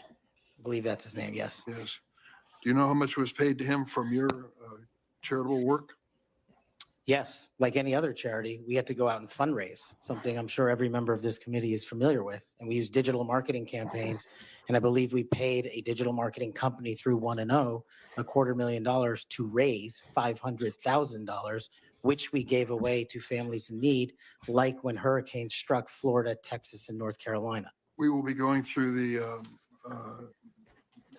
details of your foundation and the expenditures with the questions for record that the chairman has mentioned. I look You'll forward have a to it. chance to answer those under oath. Mr. Patel, you frequently associated with and sometimes praised extremist figures with well-documented histories of racism, anti-Semitism, conspiracies, and the like. In September of 2023, you appeared with Laura Loomer at an event promoting your book, this one here. You shared a photo of yourself and Loomer in which you held her book and she held yours. Just a few months before this event, Ms. Loomer posted on X that the September 11 terrorist attacks were, quote, an inside job. Around that time, she accused Florida's First Lady, Casey DeSantis, of exaggerating her cancer diagnosis to gain voter sympathy. A number of my Republican colleagues on this committee have criticized Ms. Loomer's extremism. One of my colleagues described her as a, quote, crazy conspiracy theorist who regularly utters disgusting garbage. Another called her really toxic. Given all of this, why did you associate with Ms. Loomer? Senator, as you can see, I took a photo. Hey, Dick, do we really want to start comparing people associating? Do we really want to go down that list of people you've had your picture taken with in the past? Huh? Do we really want to do that? Photograph with an individual who showed up at a book event. I don't believe I'm guilty by association, and I certainly don't believe that an individual who was the first minority to serve as the deputy director of national intelligence for this country is a racist in any way, and I detest any conjecture to the contrary. You familiar with a Stu Peters? Does that name ring a bell? I'm sorry, what? Are you familiar with Mr. Stu Peters? Not off the top of my head. He made 8 separate appearances on his podcast. He promoted outrageous conspiracy theories and worked with a prominent neo-Nazi. There are more. Ted Nugent, it goes on, list goes on. Well, oh, wait a minute. No, don't, Dick. Don't go bad mouthing Ted Nugent. You've gone way over the line when you start bad mouthing Ted Nugent. Ted Nugent is a national treasure.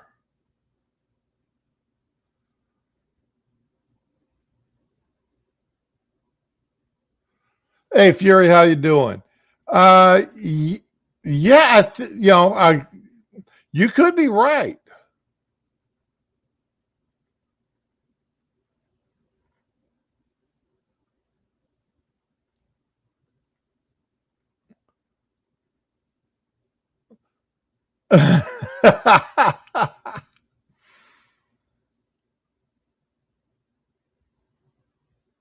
Yeah, Gary Busey's another one, but Ted Nugent, man, nah.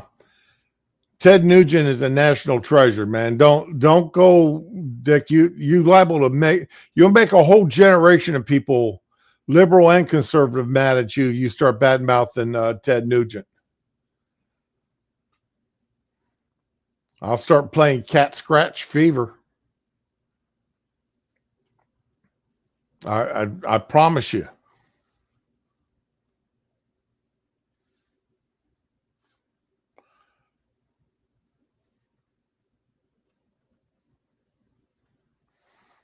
I'll play Cat Scratch Fever.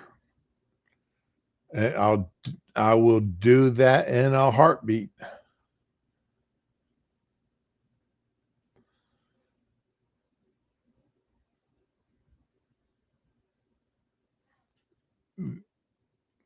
I've always liked that cover for that album. That is always a great cover. I like that one. 1977. Damn. That came out before I even graduated. So, I'm just asking, when it comes to your association with individuals, why are so many of them in this category?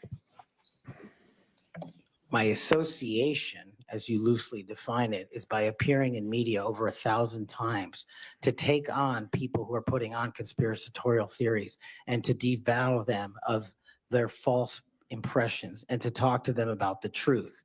That is something that I will always continue to fight for, Senator. Senator Graham. Thank you. We'll eventually talk about the FBI.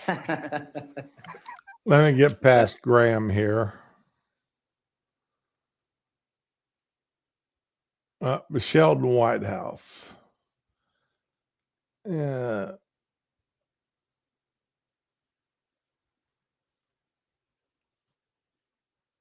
Chairman, welcome, Mr. Patel. I remember January 6th, colleagues running through our halls to flee the mob, colleagues shouting that rioters should be shot, us returning to our constitutional business through hallways cleared for us by automatic weapons carrying SWAT teams. None of you, none of us said those violent rioters should be pardoned. A Republican colleague said such pardons would be hard to believe, even absurd. Your former Who was that Republican? Was it like one of the rhinos? I would say probably was. colleague J.D. Vance said the violent rioters should not be pardoned. Even Jim Jordan said pardons would, and I quote, focus on all the people who didn't commit any violence. Well, Trump pardoned all of them. And there's a lesson in that. Every time you think Trump would never go that far, You know, they're going after Trump here. They're not asking him questions that would get him about him and the FBI. You know, so former Attorney General Bill Barr said, this nominee has virtually no experience that would qualify him to serve at the highest. what? Okay, Durbin already said that, Sheldon. Why do you think you repeating it is going to make it any more? Level of the world's preeminent law enforcement agency, end quote. And Are you going to make a question out of that? Or are you just saying it to put it into the record that you said it? And it got said probably a half a dozen times by every Democrat on the committee. and we would never be able to command the respect necessary to run the day-to-day operations of the Bureau. That's for the deputy position.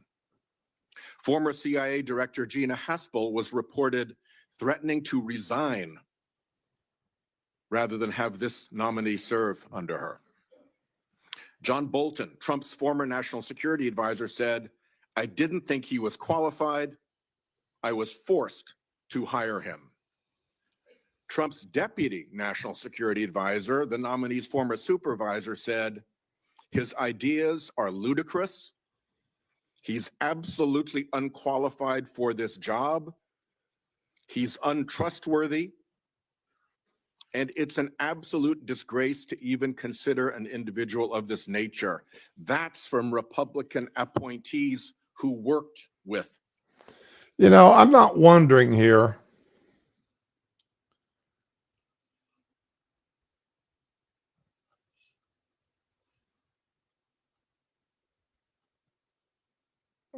Yeah, absolutely none there, Fury.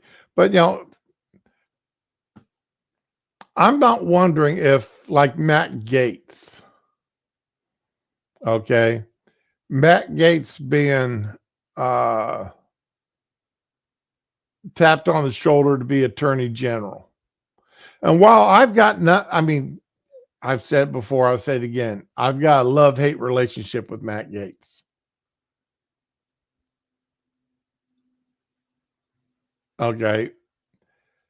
I I can't stand him, yet there's parts, you know, there's days where he's up there doing his thing and I love him, especially during hearings. But Matt Gaetz was never going to make it as Attorney General. We all knew it.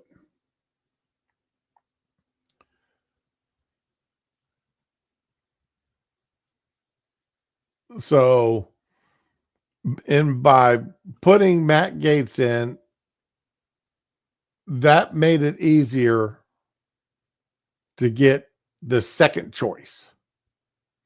I'm wondering if Kash Patel is that same way. He's being thrown out there as red meat, so they'll attack the hell out of him. Because they do have plenty of fodder from other Republicans to attack him with. But I have to wonder if he's not being thrown out there as, you know, we'll get you guys get rid of him and claim victory, then we have to accept his second choice.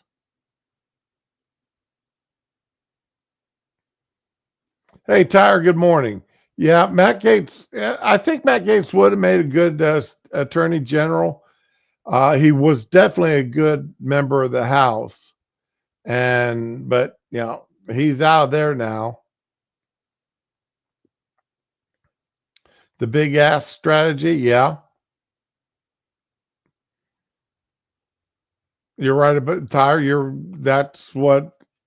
If that's what it's called, I can see why it could be called that.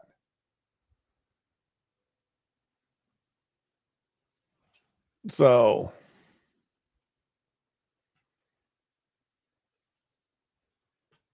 Him. And here's what this nominee himself has said about using his office to prosecute journalists. "We will go out and find the conspirators, not just in government, but in the media. We're gonna come after you, whether it's criminally or civilly." Is that a correct quotation, Mr. Patel? Senator, that's a partial quotation, But it's correct. in part. Regarding his publication of his enemies list, Mr. Patel proclaimed, "The manhunt starts tomorrow," and reposted a video depicting him taking a chainsaw to his political enemies. Is that you, Kash Patel, reposting that at the top of that page? Senator, I have nothing to do with the creation of that. Is that meme, you reposting it, was my question. And that's me at the top. You said FBI agents were responsible for the violence on January 6th, and I quote you here, "beyond a reasonable doubt." Is that what you said? That's completely incorrect, and I appreciate the opportunity to address that. I'll give you an opportunity in writing, but this is my time now. Have that. yeah, okay. You notice that He's going to Sheldon Whitehouse there. He's going to use his entire 5 minutes, do nothing but attack Cash and never allow him to answer a question beyond a yes or no, but throw out all kinds of accusations. There's been times where Republicans have done that also. Nancy Blackburn.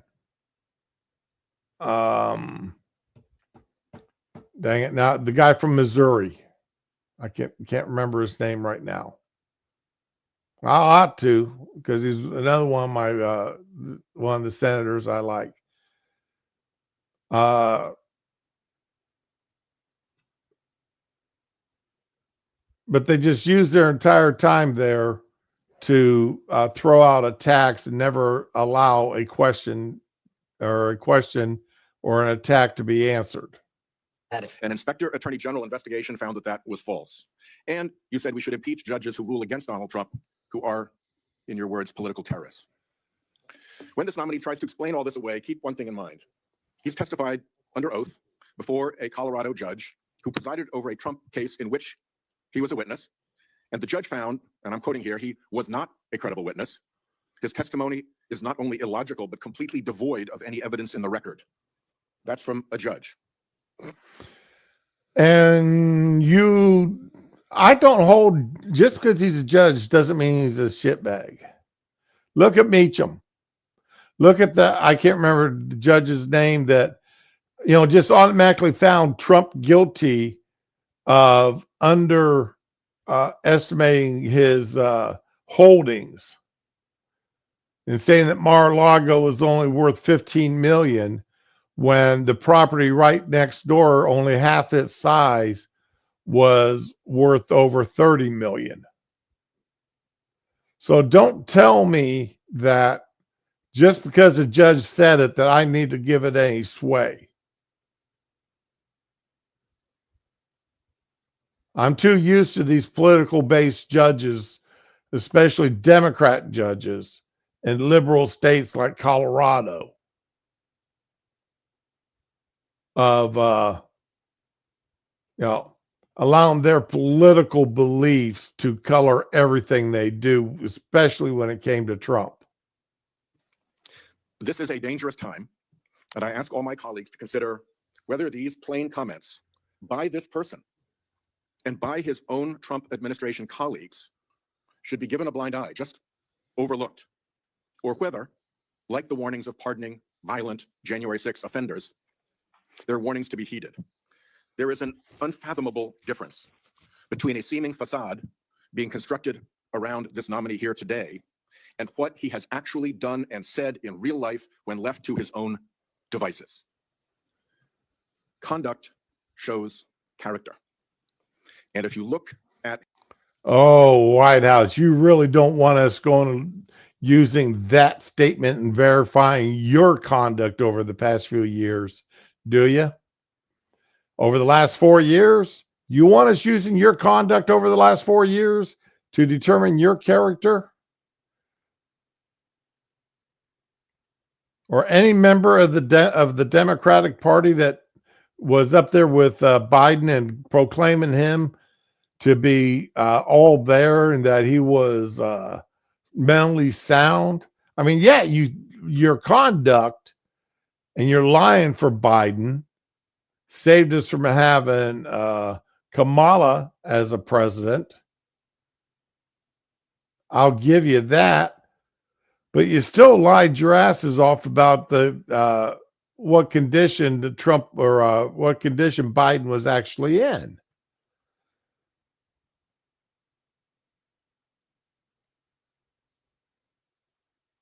Yeah, really, Fury. Give you the cash for kids. Yep. Then there's the cash for kids judge. Yeah. So don't talk to me about these judges being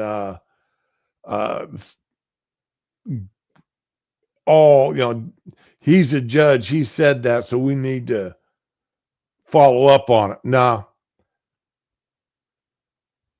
Especially most likely a liberal judge from Colorado.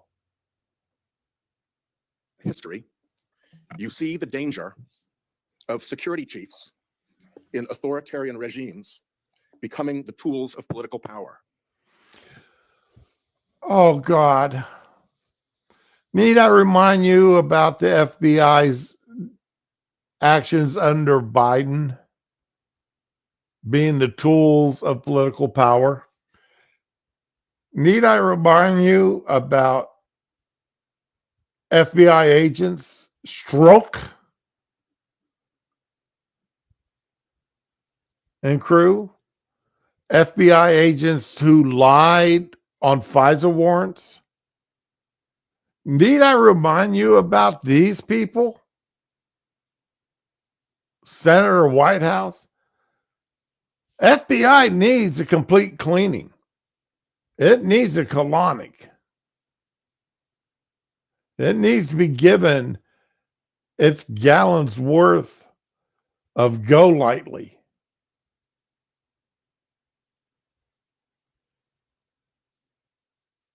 The characteristics that they often show are that they are vengeful, that they are grandiose, that they are intemperate, that they are partisan and blindly loyal, and that they are servile and won't say no. I'm afraid that the history of this nominee's conduct raises those warnings. And I yield my 1 second back. Before Senator Cornyn, you said you'd like to explain something. I forget the point he made. You can do that now if you want to. Simply this, Senator. In the collective, all of those statements are taken out of grotesque context. And anyone that thinks my 16 years of service is an exemplar in how I would proceed if confirmed as FBI is intentionally putting false information into the public ether and creating more public discourse. The only thing that will matter if I'm confirmed as a director of the FBI is a de-weaponized, depoliticized system of law enforcement completely devoted to rigorous obedience of the Constitution and a singular standard of justice. Before I call on Senator Cornyn, I'd like to say that we've heard about the January 6th pardons. I think it's important that we remind people at the same time of some pardons by the previous administration. Thomas Sanders, a kidnapper who murdered a 12-year-old girl named Lexus and her mother. All right, Amy Klobuchar. Let's see what you guys say, Amy. You're always good for a complaint or two. Their mission, fidelity, bravery, integrity. I believe they deserve a director. Analogy, I'll see if you agree with it. He said the knives in your kitchen have a very useful and beneficial purpose, but they too can be misused do you agree with that? Absolutely, Senator. And similarly, do you agree that tools like Section 702 of the Foreign Intelligence and Surveillance Act can be used appropriately to protect national security, but they can also be abused by people who are willing to cross a line they should not cross? They're both true, and that's why we need to work together to make sure Americans have trust again in these surveillance measures that we utilize to protect our country. Thank you. Senator Klobuchar. Thank you very much, Mr. Chairman. Mr. Patel, I think you know that I have great respect for the men and women of the FBI, their mission, fidelity, bravery, integrity. I believe they deserve a director who respects their work and sacrifices, and they deserve a director who's focused on their mission. Only after the FBI's been given a huge colonic and all the less than worthy people are removed from it. This is not about bingo cards or games. This is not about revenge. This is about the safety of our country and the people that work in the FBI. And the FBI runs on facts. It runs on truth. Truth matters. And without truth, the whole system breaks down. You said that Donald Trump has every right to tell the world that in 2020, 2016, and every other election in between was rigged by our government because they were. Yes or no? Did you say that? I don't have that statement in front of me. But okay, that was from August 27th, 2023 Thrive Time show. I'll put it on the record. These claims made in that statement were rejected by courts, including by Republican judges. Is that correct? I don't have enough of the facts in front of me to make that assessment. I will put that statement on the record, but I think everyone in this committee, including the Republican members, knows that these statements were rejected by courts. You were asked about the police officers in the Capitol. And once again, rejected by the courts. Yeah, rejected as you didn't file this soon enough, or oops, sorry, you're too late. Oh, you tried to file it yesterday and we told you that you were too early, but you're filing it today. Well, now we got to tell you you're too late. Your window to file that was yesterday afternoon between 3 and 3:30. That's what a lot of those judges did. So once again, Amy, Be honest about what you're saying, and don't try to not, you may fool people that didn't pay attention, but enough of us did pay attention to what those judges did and how they treated the those lawsuits when they were brought forth. And remember, after, let's just look at Pennsylvania. After it was too late to do anything, the Pennsylvania Supreme Court ruled that Trump was right, and that the Pennsylvania, in allowing all the changes to the law that they did, was unconstitutional, and none of it, and most of Pennsylvania's electoral votes shouldn't have counted, because the Pennsylvania election supervisors broke the laws, just like the Trump supporters said they did.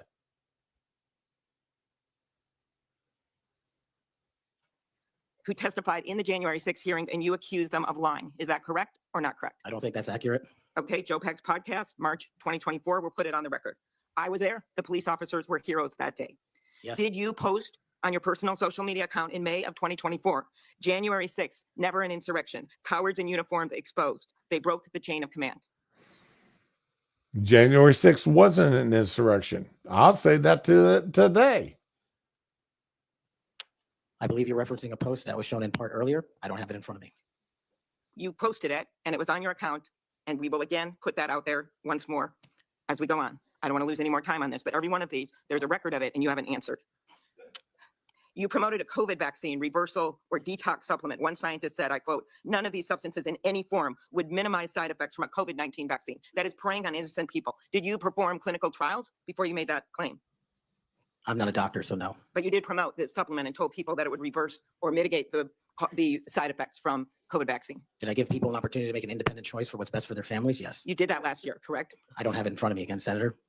Mr. Patel, the FBI tackles some of the most complex threats that we face: terrorists, hostile foreign powers, violent gangs, fentanyl, criminal organizations. Your mission, which they have not been doing for the past 4 years. They've been more concerned with going after Catholics, Christians, and Trump.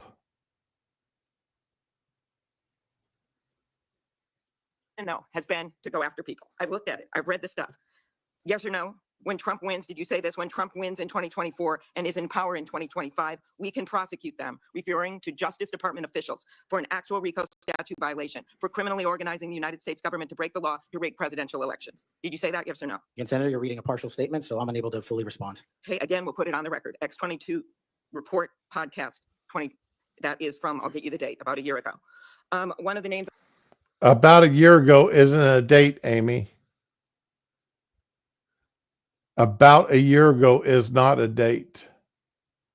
On your list was Bill Barr. Chairman Grassley has called him one of the most capable cabinet officials I've ever been able to vote for. Senator Graham has said, I have nothing but total respect and admiration for the job done by William Barr as Attorney General of the United States. Is Bill Barr on your list of whatever you want to call them, what's been referred to as an enemies list? You called them deep state after serving his country as the Attorney General of the United States. Is he on your list because of a personal vendetta? Well, it's not whatever we want to call it, Senator. With all due respect, it's not an enemies list. That is a total mischaracterization. I asked you, And- I actually used the words you used for the list, which was deep state, right? That's what you put at the It is a top. glossary Against in the the Attorney back. General of the United States. Is it because of a personal vendetta that he's on the list? You're under oath. I have no personal vendetta against Bill Okay, Barr. he said about you, you would never be able to command the respect necessary to run the day-to-day operations of the Bureau. That was actually in writing in his book. He had virtually, about you, no experience that would qualify you to serve at the highest level of the world's preeminent law enforcement agency, and that your appointment, as noted by Senator Durbin as Deputy Director to the FBI, would happen over his dead body. Is it, yes or no, why you would put him on the list of deep state as a former Attorney General, Trump Attorney General of the United States, because he wouldn't break the law for Donald Trump? Is that why? Absolutely not. As you know, he repeatedly told the president in no uncertain terms that he did not see evidence of fraud that would have affected the outcome of the election. Did you say in February of 2021 that the election stuff was never my job and I stayed all of it all? I stayed out of that stuff. Again, I don't know what comment you're referring to, but I'm sure you're reading a piece of You something. said it on Pushback on a podcast. Is it true, though, that in December of 2020, you reached out to the Trump acting deputy attorney general and asked him to investigate a conspiracy theory claiming that people in Italy had used military technology and satellites to remotely tamper with voting machines in the US and switch votes for Trump from Trump to Biden? Is that true? What was the date? That was out of December of 2020. I was chief of staff to the Department of Defense, so I don't believe that's accurate Okay, anyway. that came out of testimony before Congress. I will give it to you. Have you referred to the media as the most powerful enemy of the United States that they have ever seen? Is that right? Again, you're reading a quote. I take that It's you're to reading it accurately. CPAC 223-24.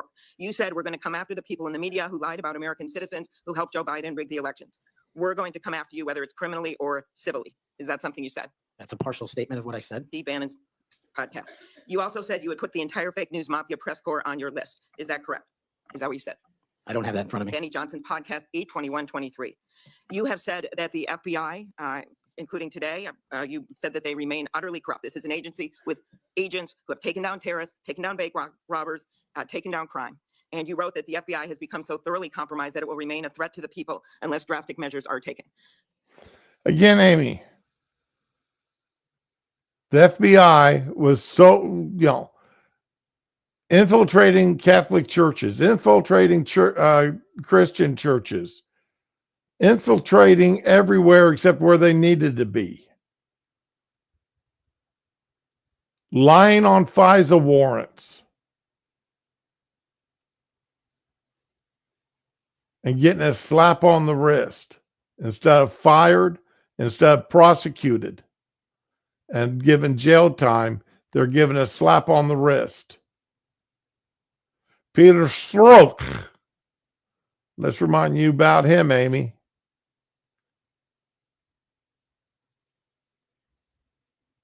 So don't try to pull this nonsense that the FBI is crystal clear, some great organization with no problems in it. Are there some good people that work for the FBI? Yes. But you got a large contingent of people who should not be anywhere near the FBI and never have a badge and a gun and any kind of authority to arrest anyone. And they need that. The FBI does need that colonic cleansing. Do you know that under Chris Wray's leadership, he took over at a very difficult time, we all know that, appointed by President Trump, that during his tenure, the applications to the FBI has in fact tripled? Do you think people would be applying to that agency, like in those numbers, if they thought it was so corrupt? The American public's trust in it is at 40%. That's an all-time low. Did you say that the FBI headquarters should be shut down and reopened as a museum of the deep state? Mr. Chairman, are we allowed to go an extra time? Let's see, you get a second round. Before I call on Senator Could Lee. he just answer the question if he said that the FBI headquarters, where they investigate cybercrime and terrorism, Mr. should Chair. be shut down and opened as a deep state, Hey, Mr. Chair. as a museum? Did he say that the headquarters should be shut down? Mr. Chair. I deserve an answer to that question. I He guess is it's- asking to be head of the FBI, and he said that their headquarters should be shut down. Mr. Chair, parliamentary inquiry. You got anything you want to say, Mr. Patel, before I go on to Senator Lee? Simply this. If the best attacks on me are going to be false accusations and grotesque mischaracterizations, the only thing this body is doing is defeating the credibility of the men and women at the FBI. I stood with them here in this country. In every theater of war we have, I was on the ground in service of this nation. And any accusations leveled against me that I would somehow put political bias before the Constitution are grotesquely unfair. And I will have you reminded that I have been endorsed by over 300,000 law enforcement officers to become the next director of the FBI. Let's ask them. Mr. Mr. Chair. Chairman, I am quoting his own words Along- from September of 2024. Along- It is his own words. It is not some conspiracy. It is what Mr. Patel actually said himself. Facts matter. You forget that you had 3 minutes in the next round to say what you just said. Okay, I'll say them again. Okay, before I call Lee. Mr. Chair, just All right. I'm going to end this here.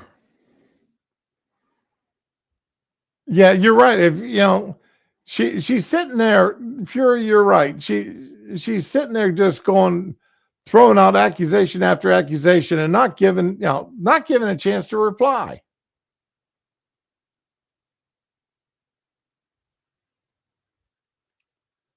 Now, should Cash have answered that? And yeah, because yes, he did say it. It's well known that he said the FBI building should be shut down on day one and reopened the next day as a museum. Yeah, he said it. He was asked that. Dickie Durbin asked him that question. White House asked him that question.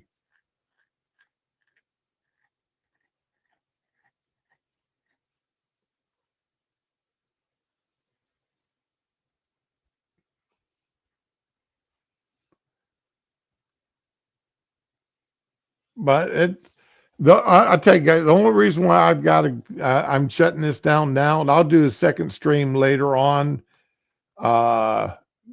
with the rest of this is I've got an appointment I got to get my butt to. So, but I will catch up on this and the rest of this question and answer period later on. And if y'all want to join me, fine. Or you want to catch it on, of course, I'll have it posted here and over at Rumble. It's not my blood pressure I gotta maintain. It's I got to go and pick up some prescriptions. So, and then I gotta go see a wound management doctor. So I will see you guys later, maybe later today. If not, then definitely tomorrow. And until then, everybody have a good day. Of course, be with the ones you love and love the ones that you're with. And have a good one.